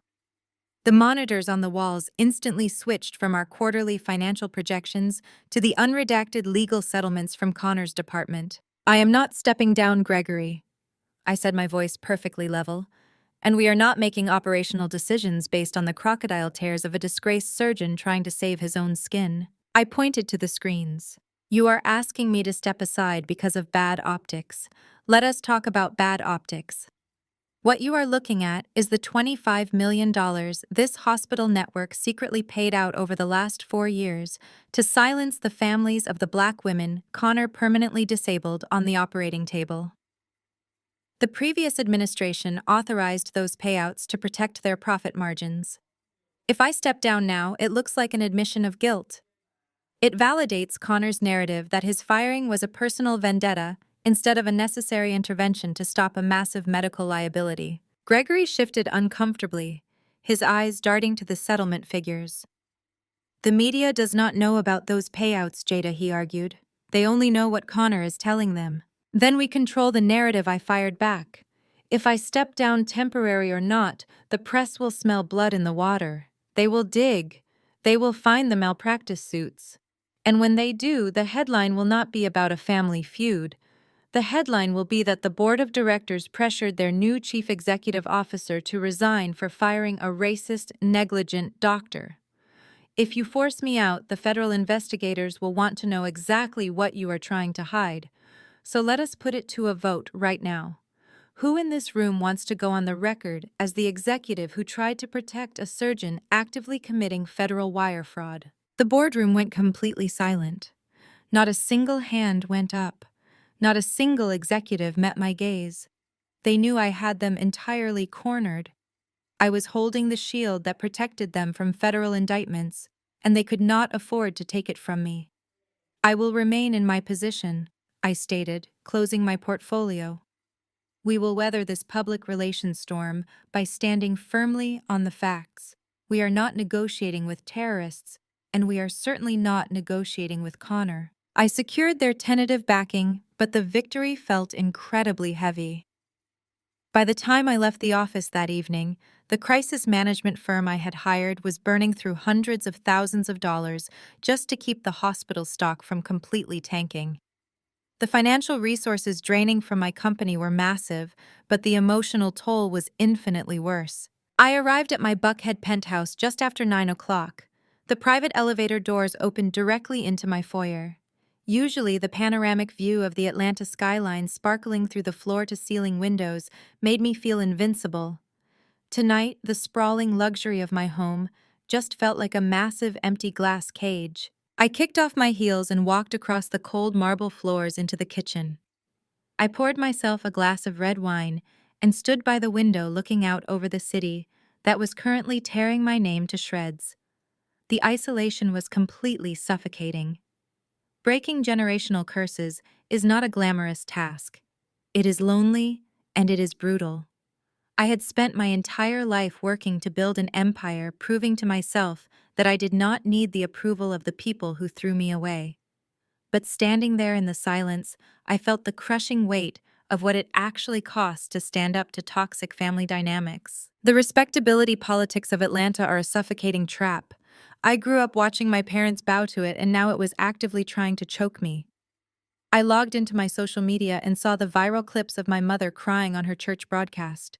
She wore a modest cardigan and dabbed her eyes with a tissue, talking about how she prayed for my hardened heart. The comments were entirely against me. People I shared pews with as a child called me a demon. They said money had corrupted my soul. Not a single person asked why the parents who supposedly loved me were being evicted. They just assumed the wealthy corporate executive was abusing the humble, loving parents. My phone sat on the kitchen island, glowing periodically with incoming notifications.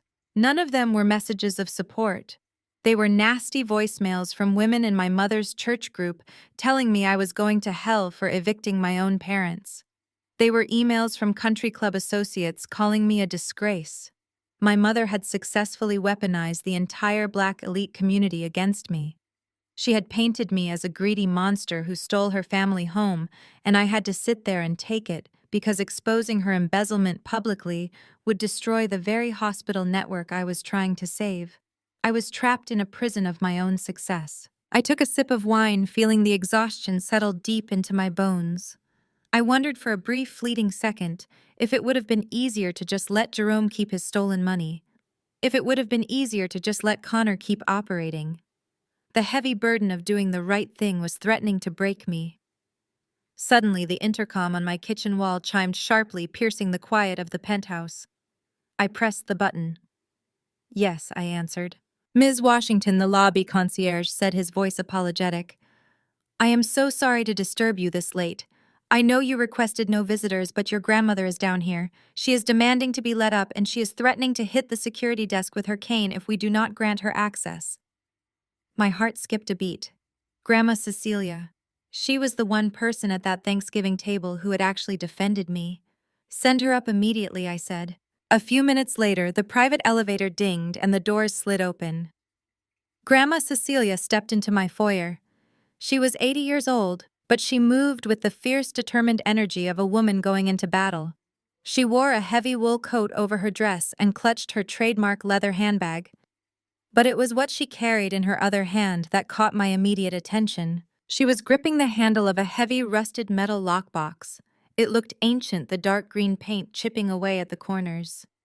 Grandma, I said, setting my wine glass down and rushing over to help her with her coat. What are you doing here this late? You should not be out driving. I am not a child, Jada, she said, swatting my hands away gently but firmly. I took a private car, and I am here because I have sat in my house watching the evening news and scrolling through the garbage your mother is posting on the internet. I have watched Yvonne and Jerome drag your name through the dirt for 4 straight days, and I am absolutely done playing nice. She walked past me carrying the heavy lockbox straight into my kitchen. She hoisted it up and slammed it down onto the pristine white quartz island. The heavy metal made a solid, resounding thud that echoed through the penthouse. I followed her, staring at the rusted box. What is this? I asked. This is the end of their little pity party, she stated, crossing her arms over her chest. I watched Jerome try to bully you at that dinner table. I watched Yvonne twist the truth to her church friends playing the victim while you take all the bullets. They think they can use the media to force you into backing down because they think you are trying to protect their secrets. She reached into her handbag and pulled out a small brass key on a faded ribbon. When your grandfather passed away 20 years ago, he did not leave Jerome in charge of everything. Like Jerome loves to tell people, she explained, her voice tight with decades of suppressed anger. Your grandfather knew exactly what kind of man his son was. He knew Jerome cared more about status than substance. Grandma Cecilia slid the small brass key into the rusted lock. It turned with a sharp click. You have spent the last 14 years thinking your parents cut you off because you did not conform to their country club standards, she said, looking up at me with fierce, protective eyes. You thought they paid for Brielle's elite college tuition and her massive wedding because they loved her more. You thought you had to build your entire empire from scratch because you were the family disappointment. She popped the metal latch open and pushed the heavy lid back. Inside the box were stacks of yellowed manila folders, bound with thick rubber bands alongside several official-looking bank ledgers from 2 decades ago. I have kept this box hidden in my attic for 20 years, Cecilia said, stepping back and gesturing for me to look inside. I swore to myself I would only bring it out if they ever tried to truly destroy you. And that day has clearly arrived. I reached into the box, pulling out the top folder. The paper was brittle with age. I opened it, and my breath caught in my throat. It is time you knew how your sister really paid for her medical school. I reached into the box, pulling out the top folder. The paper was brittle with age. I opened it, and my breath caught in my throat. Grandma Cecilia stood completely still, watching my eyes scan the first page. It was a certified copy of a legal trust document. At the top, printed in bold black ink, was the name of my late grandfather, Thomas Washington. I read the clauses, the stipulations, and the final beneficiary designation. The money was not split between the grandchildren. It did not leave a single dime to my sister. The entire trust, containing over $800,000 in liquid assets and blue-chip stocks, was left exclusively to me. I looked up at my grandmother, my mind struggling to process the heavy legal jargon. "What is this?" I asked, my voice barely above a whisper. "It is your true legacy," Cecilia said, her voice trembling with decades of suppressed rage. "The future your grandfather wanted you to have. He saw right through Jerome and Yvonne. He knew they were raising Brielle to be a helpless status symbol, and he knew they resented you for having a mind of your own. He set this money aside specifically for you so that you would never have to depend on their toxic conditional love." I looked back down at the documents, flipping to the next page. It was a withdrawal authorization form from the investment bank that managed the trust. The date stamped at the top right corner made the blood freeze in my veins. It was dated exactly 2 days after my 18th birthday. Below the date was a signature line. It contained a signature that was supposed to be mine, authorizing the complete liquidation of the trust and the immediate transfer of all funds into a joint account controlled by Jerome and Yvonne Washington. But the handwriting was completely wrong. The loop of the letters was too sharp, and the angle was perfectly meticulously curated. It was my mother's handwriting forging my name on a federal bank document. I stared at the forged ink, and suddenly the absolute darkest day of my entire life was completely rewritten in my mind. I remembered that specific week with terrifying clarity. It was the week I turned 18. I remembered standing in the foyer of my parents' massive estate holding my college acceptance letters. I remembered the vicious screaming match that seemingly erupted out of nowhere. My father had cornered me, demanding that I change my major and attend the specific university he had chosen for me. When I refused, asserting my independence, he flew into a rage that felt so disproportionate at the time. He told me I was dead to him. He told me to pack my bags and get out of his house. I had spent the last 14 years believing I was disowned because I was a rebellious disappointment who refused to play their respectability politics. But looking at the date on this forged bank transfer, I realized the horrifying absolute truth. The argument was entirely staged. My expulsion from the family was not a punishment for my independence. It was a carefully orchestrated heist. They picked a fight with an 18-year-old girl and threw her out onto the street so she would be completely cut off from the family lawyers, the financial advisors, and the mail delivery. They threw me out so I would never receive the notifications that I had inherited a fortune. They disowned me because they needed me gone so they could rob me blind. I flipped to the third document in the folder. It was a printed ledger showing exactly where my grandfather's money went after it hit my parents' joint account. Cecilia had meticulously tracked every single dollar. I read the transaction history, and a wave of pure, unadulterated physical nausea washed over me. $80,000 was wired directly to Brielle's elite private university to cover her out-of-state tuition in full. Another $40,000 was transferred to a travel agency to fund Brielle's post-graduation gap year, backpacking across Europe. There were massive withdrawals for down payments on luxury vehicles and deposits for high-end catering companies. But the most devastating transaction was listed right at the bottom of the ledger. $350,000 was wired to a commercial real estate holding company. In the memo line, my father had written the words Connor Private Practice Buy-in. I dropped the folder onto the quartz island, gripping the edge of the counter as the room spun around me. My inheritance paid for my sister's entire life. The money my grandfather left to protect me was actively stolen by my own parents to build the golden child they constantly compared me to. They used my money to buy Brielle's college degree. They used my money to fund her extravagant lifestyle. And worst of all, they used my stolen wealth to buy Connor his lucrative partnership in the private medical practice that launched his arrogant career. They did not just favor Brielle over me, they actively financially cannibalized me to build her. I thought about my early 20s. I thought about the nights I slept in the back of my used sedan wrapped in a cheap blanket because I could not make rent. I thought about the humiliating panic attacks I suffered in grocery store checkout lines, praying my debit card would not decline over a $20 charge. I thought about the double shifts, the exhaustion, the relentless grinding poverty that nearly broke my spirit before I built my business. I endured all of that profound suffering while my parents sat on nearly $1 million of my money. I starved while my sister drank champagne in Paris on my grandfather's dime. The paradigm shifted so violently in my mind that it felt like an earthquake. The lingering guilt I had felt earlier that evening, the small nagging voice telling me that evicting my own parents was too harsh, completely evaporated. It burned away into nothing, leaving behind a cold, hardened, absolute resolve. I thought about the $20 bill Jerome had slid across the Thanksgiving table just a few days ago, telling me to go mop a floor. That was not just an insult from an arrogant patriarch. It was a calculated psychological weapon. It was a distraction.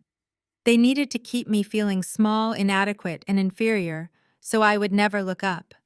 They needed me to believe I was a failure, so I would never question my past or look into the family finances. They tipped me $20 while hiding the fact that they stole my entire future. Grandma Cecilia reached out and placed her warm, weathered hand over mine. "I watched them break you, Jada," she said, her voice soft, but incredibly fierce.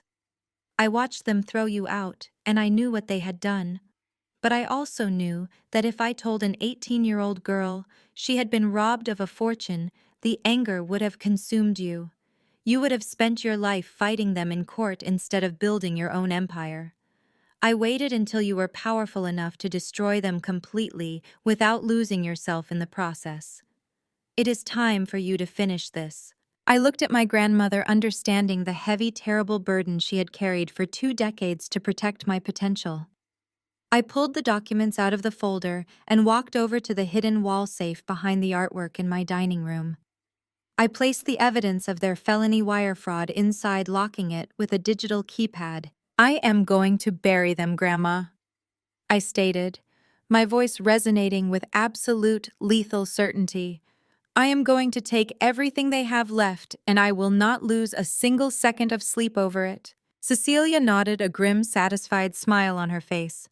She buttoned her heavy wool coat and picked up her handbag, leaving the empty, rusted lockbox on my kitchen counter as a monument to the truth. "You already won, Jada," she told me, as I walked her to the private elevator. "Now you just need to collect the damages." The elevator doors closed, taking my grandmother back down to the lobby and leaving me alone in the penthouse once again. But the isolation I felt earlier was completely gone. I was no longer a victim of respectability politics. I was a predator who had just been handed the exact coordinates of her prey. I walked over to the floor-to-ceiling windows looking out at the glittering Atlanta skyline. I was mentally preparing to draft the criminal complaint against my parents when the sharp, demanding ring of my secure corporate mobile phone shattered the silence. I glanced at the clock on the wall. It was nearly midnight. Very few people had access to this specific number, and none of them would call this late unless the building was literally on fire. I picked up the phone. "Yes," I answered. "Jada, it is Harrison," my lead corporate attorney said. His voice was incredibly tight, lacking his usual polished courtroom demeanor. "We have a massive situation and I needed to brief you before the morning news cycle hits the press." "What is it, Harrison?" I asked, turning away from the window and walking back toward my desk. Connor is not backing down, Harrison explained, speaking rapidly. He just officially filed a massive wrongful termination and defamation lawsuit against you and Apex Healthcare Solutions. But that is not the worst part, Jada. He is not using some cheap local attorney. He just retained Sterling and Vance, the most ruthless, expensive medical litigation firm in the entire Southeast. I frowned, stopping in the middle of the living room. Sterling and Vance required a minimum $500,000 retainer just to open a file. Connor was entirely broke. Jerome was bankrupt, and all of Connor's hospital accounts had been frozen pending the medical board review. How is he paying for them? I demanded, my mind racing through the financial impossibilities. He does not have the liquid assets to secure that kind of legal representation. He is not paying for them, Harrison replied, dropping the ultimate bombshell. The retainer was wired from a corporate account. Connor's entire legal team is being completely bankrolled by Vanguard Health. They are our biggest corporate rival in the state, Jada. Vanguard is using your brother-in-law as a weapon to completely destabilize our acquisition of the hospital network. They are funding a full-scale legal war against you. Harrison's voice on the other end of the line was tight with panic, but my mind instantly shifted into absolute focus. Vanguard Health. They were the second-largest medical conglomerate in the South. They had been aggressively trying to acquire Atlanta Memorial for 2 years before Apex Healthcare Solutions swept in and bought the entire network right out from under them. Vanguard did not fund disgraced orthopedics out of the goodness of their hearts. They were a ruthless corporate machine. They did not care about Connor or his ridiculous wrongful termination lawsuit. They cared about destroying my acquisition and destabilizing my company. I told Harrison to take a deep breath and do absolutely nothing until he heard back from me. I hung up the secure line and immediately dialed the chief of cybersecurity for Apex. His name was Jamal, and he was the absolute best digital forensic investigator in the state of Georgia. I woke him up at 1 in the morning, but the tone of my voice told him exactly how serious the situation was. I ordered Jamal to run a complete microscopic diagnostic on every single server Connor had access to during his final 72 hours at the hospital. I wanted to know every file he opened, every email he sent, and every single byte of data he touched before my security team physically escorted him out of the boardroom. Connor was desperate. A desperate man facing the complete loss of his medical license and the foreclosure of his multi-million-dollar suburban estate would not just hire a shark legal team with imaginary money. He had to have brought something highly valuable to the table to convince Vanguard Health to pay a $500,000 legal retainer on his behalf. Connor was arrogant, but he was not a complete idiot. He knew he needed leverage against me. I paced the cold marble floors of my penthouse, watching the city lights flicker in the distance, waiting for Jamal to call me back. The pieces were locking together in my mind. At 4 in the morning, my phone buzzed. Jamal did not even say hello. He just told me I needed to log into the secure corporate server and look at the encrypted packet he just sent over. I opened my laptop and stared at the digital footprint Jamal had isolated. My blood ran completely cold. Connor had not just downloaded his own surgical records to build a defense for his malpractice claims. He had bypassed the standard security protocols using his senior executive clearance. Over the course of 3 days leading up to our Thanksgiving dinner, he had systematically downloaded the hospital's highly proprietary internal database. He stole the experimental clinical trial data for a new oncology drug we were developing. He stole the proprietary surgical algorithms Atlanta Memorial had spent 5 years and millions of dollars perfecting. And worst of all, he downloaded over 50,000 completely unredacted patient files. These files contained names, social security numbers, personal addresses, and highly sensitive medical histories. The digital log Jamal uncovered showed exactly where that massive data packet went. Connor had transferred it to an encrypted external server heavily associated with the executive board of Vanguard Health. He did not just hire a legal team. He sold my hospital's most valuable and protected assets to my biggest corporate rival to pay for his high-priced lawyers. This was not just a bitter brother-in-law filing a frivolous, wrongful termination suit to soothe his bruised ego. This was textbook corporate espionage. By stealing and transmitting unredacted medical files to a third party without patient consent, Connor had committed a massive, unprecedented violation of federal privacy laws. It was a severe federal crime carrying a mandatory prison sentence. He had handed the federal government the exact hammer they needed to destroy both his life and Vanguard Health in one swift, devastating blow. He thought he was being a brilliant strategist. He thought his white male privilege and his status as a star surgeon would somehow protect him from the digital footprint he left behind. He genuinely believed he could steal from a black female chief executive and use her own corporate rival to crush her into submission. I immediately conferenced Harrison back into the call with Jamal. When I explained exactly what Connor had done, Harrison audibly gasped over the phone. The seasoned corporate attorney completely lost his composure. He started listing the federal statutes Connor had violated: wire fraud, corporate espionage, federal health privacy violations, and theft of trade secrets. Harrison was practically shouting that we needed to contact the federal authorities right this second.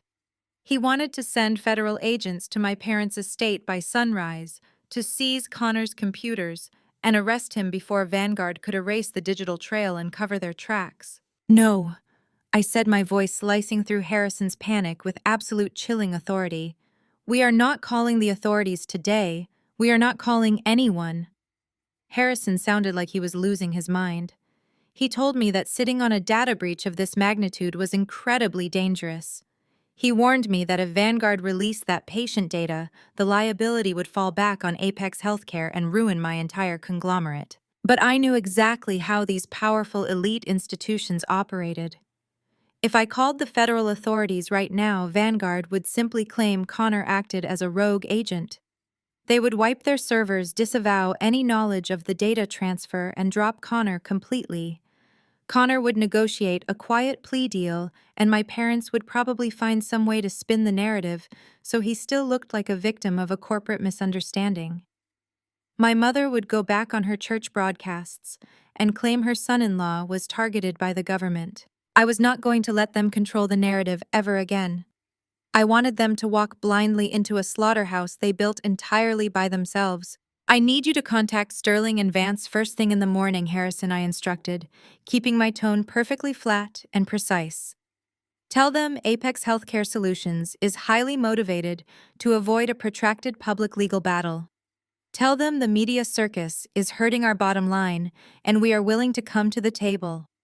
I want you to agree to a high-stakes in-person mediation for his wrongful termination suit. Harrison went completely silent on the line, processing the sheer audacity of my plan. You want to negotiate with a man who just committed federal treason against your company? He asked, his tone a mixture of horror and deep, undeniable respect. I do not want to negotiate with him, I clarified, snapping my laptop shut as the morning sun began to rise over the Atlanta skyline. I want him to sit in a glass room surrounded by his expensive lawyers and his enabling family. I want him to look me in the eye and make his extortion demands on the official legal record. I am going to let them think they have completely backed me into a corner. Schedule the mediation, Harrison. I am going to let them walk right into a trap. The mediation took place on a Tuesday morning inside a sleek, glass-walled conference room high above downtown Atlanta. The space was deliberately designed to intimidate. It featured cold, polished concrete floors, minimalist chrome fixtures, and an impossibly long white marble table that divided the room like a sterile battlefield. Through the floor-to-ceiling windows, the sprawling skyline of the city I had conquered served as the perfect backdrop. I sat quietly on one side of the massive table with my lead corporate attorney, Harrison. On the opposite side sat the people who genuinely believed they were about to end my entire existence. Connor was wearing a custom-tailored navy suit that probably cost more than my first car. He leaned back in his plush leather chair, exuding the kind of unearned white male privilege that had protected him his entire life. Brielle sat right next to him, draped in designer cashmere, clutching her expensive handbag like a protective shield.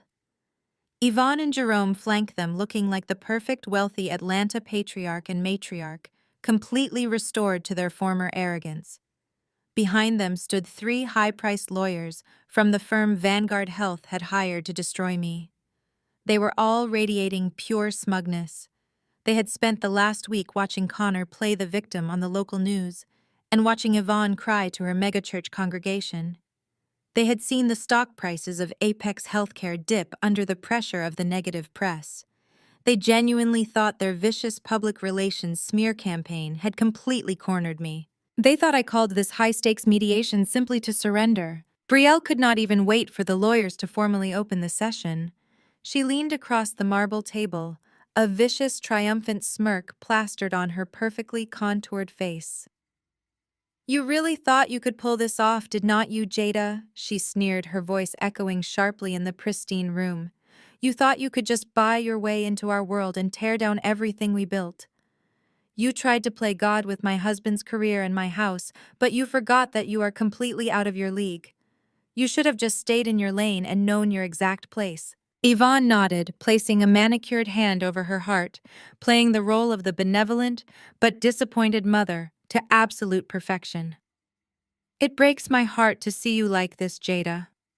She sighed, shaking her head with fake pity.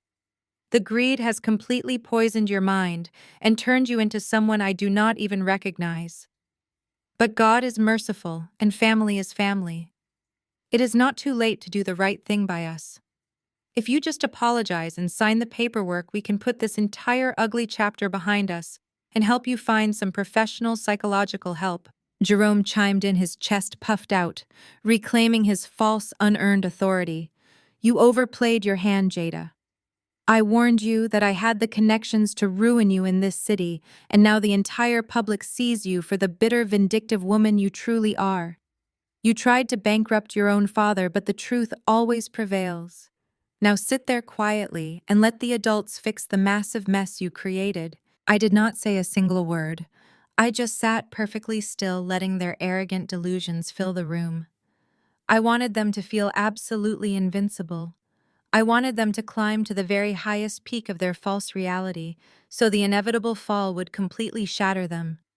I looked at the people who had stolen my grandfather's inheritance, the people who had forged my signature to fund this exact lifestyle of deception. They had no idea I possessed the contents of Grandma Cecilia's lockbox. They had no idea I knew about the felony wire fraud they committed against me when I was 18. I let them dig their graves deeper with every single arrogant word they spoke. The lead attorney, a slick, silver-haired man named Sterling, cleared his throat and opened his thick leather briefcase. He looked at me with the kind of condescending pity reserved for a cornered animal.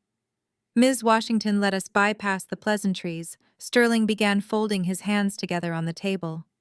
"Your company is hemorrhaging public trust. My client, Dr. Connor, has suffered immense reputational damage and immense emotional distress due to your baseless, wrongful termination and your highly publicized vendetta. We are prepared to take this to a jury trial where we will expose every single internal communication of your hospital network.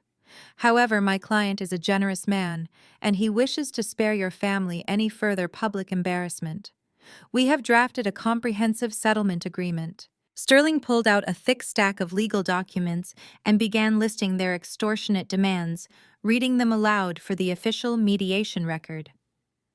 "First, you will tender your immediate and unconditional resignation as Chief Executive Officer of Apex Healthcare Solutions, effective by close of business today. You will release a public statement citing personal health reasons for your departure and completely clearing Dr. Connor of any and all medical malpractice allegations." I kept my face entirely blank, letting him continue to outline his fantasy. "Second," Sterling stated, sliding a specific document forward, "you will immediately sign over the deed to the suburban estate currently in your possession, transferring it back to Jerome free and clear of all debts and encumbrances.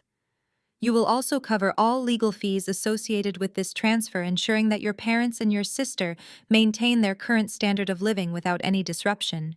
And finally, Sterling concluded, leaning forward with a shark-like grin, "My client requires a financial settlement for defamation wrongful termination, and lost future wages in the amount of $10 million payable within 7 business days.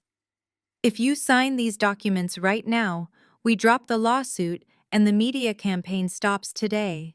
If you refuse, we walk out that door and we destroy your company, your reputation, and your entire future. The entire opposing side of the table watched me with breathless anticipation. Connor was practically glowing with victory. He actually reached out and held Brielle's hand, giving it a reassuring squeeze. He thought he had just won the lottery. He thought he had successfully leveraged my own corporate rival to force me out of my own company and hand him a massive payday. Yvonne was already calculating how she would spin this to her country club friends, portraying herself as the triumphant mother who saved her family from a rogue, out-of-control daughter. Jerome sat back looking thoroughly satisfied that patriarchal order had been restored. I let the silence stretch for a full 60 seconds. I wanted to sear this exact image into my memory. I wanted to remember the exact shape of their unearned confidence. They had spent 14 years making me feel like I was absolutely nothing. They had stolen my inheritance to fund their luxurious facade. They had looked me in the eye and demanded I cover up the mutilation of innocent black women just to protect their suburban mortgage. They genuinely believed that their respectability politics and their white male proxy could defeat cold, hard, undeniable facts. I slowly turned my head and looked at Harrison. My lead corporate attorney had been sitting next to me like a coiled spring, his face completely unreadable. He had the digital forensics report from Jamal locked tight in his briefcase. He knew exactly what Connor had done on those hospital servers. He knew about the stolen patient data, the corporate espionage, and the massive federal privacy violations. He knew exactly what was about to happen to the arrogant men sitting across from us. I did not argue with Sterling. I did not yell at Brielle or Yvonne. I simply gave Harrison a single, slow, deliberate nod. Harrison unclasped his leather briefcase. He did not pull out a counter-settlement. He did not pull out a stack of defensive legal arguments. He reached inside and pulled out a single encrypted silver flash drive. The room went completely still as Harrison placed the small metal drive onto the smooth marble surface and firmly slid it across the long table, right into the center of Connor's high-priced legal team. Sterling stared at the small silver flash drive resting on the pristine marble table as if it were a highly venomous snake. He did not reach for it. His 2 associate attorneys leaned back in their chairs exchanging uneasy glances. They were high-powered fixers paid to intimidate and conquer, but they were not fools. They recognized the silent, lethal confidence of a corporate executive who had already won the war before the first shot was even fired. I kept my hands folded neatly on the table. That drive contains the complete, unredacted digital forensics report, compiled by my chief of cybersecurity. I stated, my voice echoing with crisp, undeniable authority. It details the exact IP addresses, the time-stamped server logs, and the encrypted data packets your client downloaded during his final 72 hours of employment at Atlanta Memorial Hospital. Connor swallowed hard. His Adam's apple bobbed, and the smug confidence he had carried into the room began to fracture. "What is she talking about?" he demanded, looking at Sterling. "It is a bluff. She is bluffing. I only downloaded my own surgical files for my defense." I did not even look at Connor. I kept my eyes locked on Sterling. "Your client did not just download his surgical logs." Sterling, I continued smoothly. "He bypassed our security protocols and stole over 50,000 highly sensitive patient files containing social security numbers and private medical histories. He also stole the proprietary clinical trial data for an experimental oncology drug my network spent 5 years developing. And we know exactly where he sent it." I paused, letting the gravity of my words sink into the minds of the legal team. "We have the digital footprint proving he transferred those stolen assets to a secure server controlled by Vanguard Health. And we have the audio recordings of the phone calls he made to Vanguard executives negotiating that data transfer as payment for your $500,000 legal retainer." The silence that followed was absolute and suffocating. The air in the room felt as though it had been entirely sucked out through the ventilation system. Sterling finally moved. He slowly reached out and picked up the flash drive, rolling the cool metal between his fingers. His face was completely devoid of color. As a seasoned attorney, he knew exactly what I was laying on the table. This was no longer a simple wrongful termination lawsuit or a workplace defamation dispute.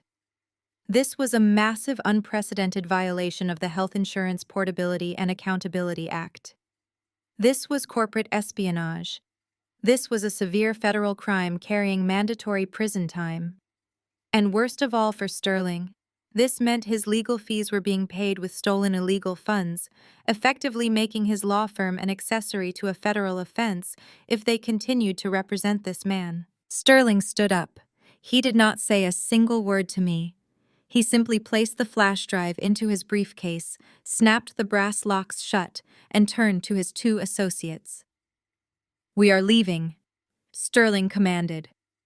Connor leaped out of his leather chair, panic completely taking over his features. "Wait! Where are you going?" he shouted, grabbing Sterling's arm. "You cannot leave. You work for me. Vanguard paid you to destroy her. We have a contract." Sterling violently yanked his arm out of Connor's grip, shooting the disgraced surgeon a look of pure, unfiltered disgust. "I work for a legitimate law firm, doctor," he growled, his voice vibrating with anger. "I do not represent federal criminals, and I certainly do not participate in corporate espionage. You lied to us about the source of your funding, and you have implicated this firm in a federal data breach. We are officially dropping you as a client effective immediately. I highly suggest you find a criminal defense attorney who accepts collect calls from federal prison." Sterling and his associates marched out of the glass-walled conference room, not looking back once. The heavy door clicked shut behind them, sealing Connor's fate permanently. Connor stumbled backward, his legs hitting the edge of his chair.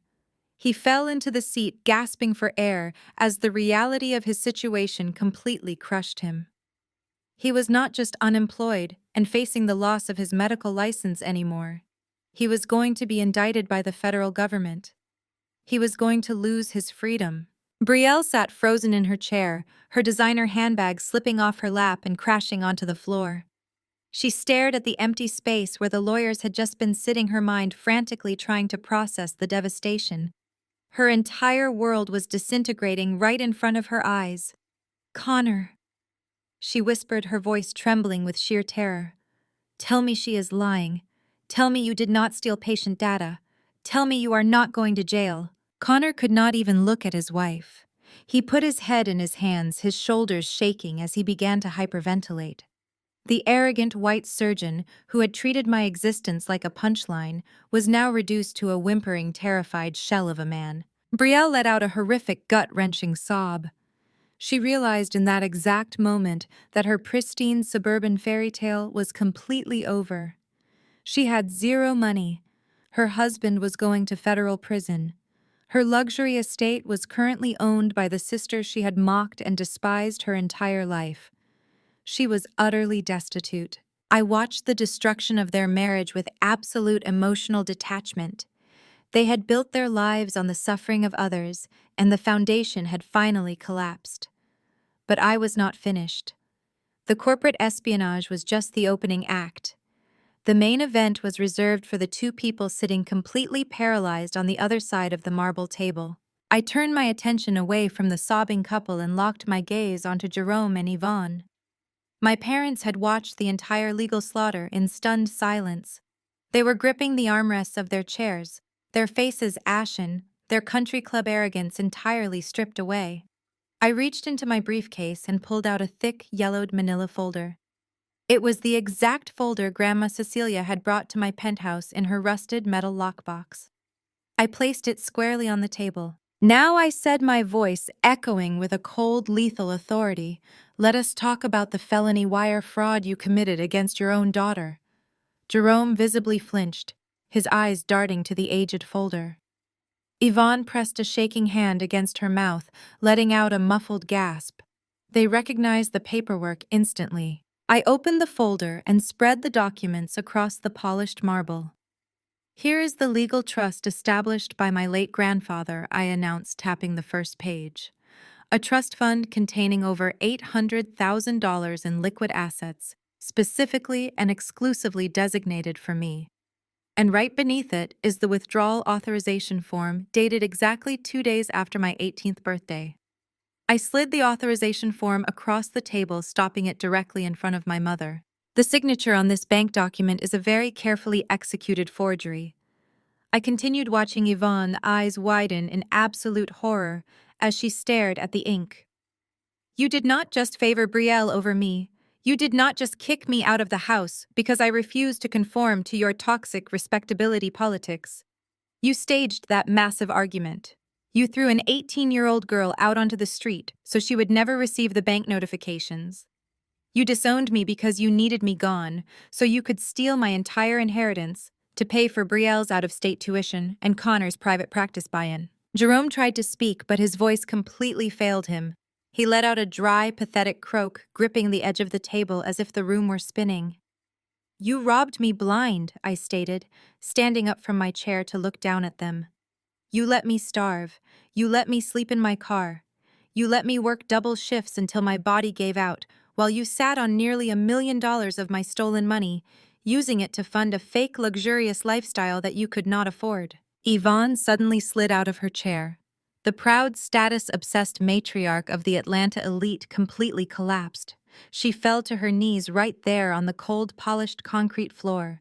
Her tailored suit gathered around her as she began to weep hysterically, real agonizing tears of pure desperation. Jada, please, she sobbed, crawling slightly forward and reaching her shaking hands out toward my shoes. Please have mercy on us. We were desperate. Your father was losing his business and we wanted to protect the family image. We always meant to pay you back. We never meant to hurt you like this. Please, Jada, you are my own flesh and blood. You are my only hope. If you go to the police, they will put us in prison. We will lose everything. We will not survive it. Jerome remained in his chair, his head bowed, completely broken. The tyrannical patriarch who had controlled my youth with an iron fist could not even bring himself to look me in the eye. He was a defeated, ruined old man. I looked down at the woman weeping at my feet. I looked at the father who had traded his daughter's future for a country club membership. I could easily call the authorities right now. I had the undeniable proof of their fraud and embezzlement. I could send them both to a federal penitentiary for the next decade. But looking at them now, I realized that prison was far too kind for people like Jerome and Yvonne Washington. In prison, they would be hidden away from the world. They would not have to face the judging eyes of their wealthy friends or the gossip of their megachurch congregation. I am not going to press charges, I told them, my voice eerily calm. Yvonne let out a loud gasp of relief, looking up at me with tear-streaked makeup.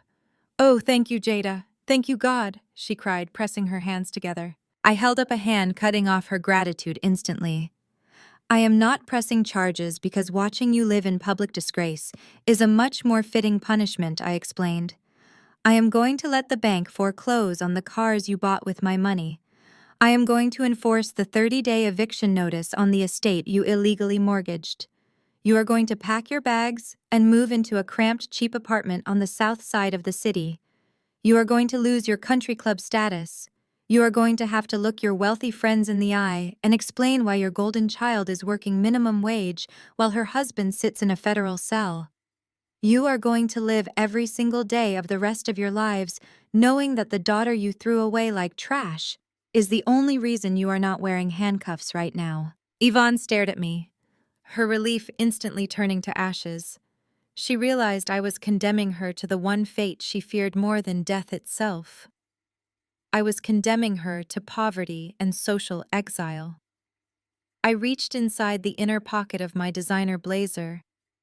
My fingers brushed against the crisp, folded paper I had carried with me since Thanksgiving dinner. I pulled it out and looked at the $20 bill Jerome had slid across the table when he told me to go scrub floors. I held the bill out, letting it catch the light filtering through the floor-to-ceiling windows. Then I opened my fingers. I watched the green paper flutter through the air, floating gently downward until it landed directly on the polished concrete right in front of my weeping mother's knees. Here, I said, my voice quiet, but carrying the weight of absolute finality. Go mop something. I turned around and walked out of the glass-walled mediation room. My heels clicked sharply against the floor, a steady rhythmic drumbeat of absolute victory. I did not look back. I did not need to. The deafening sound of my sister's hysterical sobbing and my mother's defeated wailing told me everything I needed to know. The house of cards had completely collapsed, and I was the only one walking away from the wreckage unharmed. 2 years later, the dust had permanently settled. The fallout was swift and merciless. Connor was indicted by the federal government for massive violations of privacy laws and corporate espionage. He lost his medical license permanently and was currently serving a 10-year sentence in a minimum security federal prison. Brielle, entirely stripped of her unearned wealth and suburban luxury, was forced to move into a tiny rented townhouse. She currently works as a shift manager at a high-end retail boutique, spending her days serving the exact same wealthy socialites she used to consider her peers. Jerome and Yvonne were completely exiled from the Atlanta elite. Without the estate, the cars, or the country club memberships, their powerful friends dropped them instantly. They moved into a cramped two-bedroom apartment miles away from their old neighborhood. They stopped attending their megachurch entirely too ashamed to face the congregation after the truth about their bankruptcy and my inheritance became community gossip. As for me, I am thriving. Apex Healthcare Solutions continues to dominate the market. But under my leadership, the hospitals actually prioritize patient care over artificial profit margins. I completely overhauled the surgical auditing process, ensuring that no doctor could ever again use marginalized patients as disposable collateral. I moved Grandma Cecilia into the sprawling luxury guest wing of my new estate, where she spends her days gardening and drinking sweet tea on the veranda. She was the one piece of my family worth saving, and I make sure she is treated like absolute royalty every single day. I stood on the balcony of my penthouse, looking out over the glittering lights of the city I now essentially controlled. I held a glass of expensive red wine, feeling the cool evening breeze brush against my face. I thought about the 18-year-old girl crying in her car, terrified of the future. I thought about the 32-year-old woman who stared down a room full of arrogant executives and corrupt family members and completely dismantled them all. I took a slow, satisfying sip of my wine, smiling into the night sky.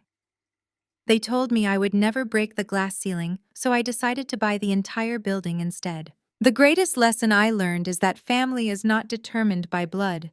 It is built entirely on mutual respect.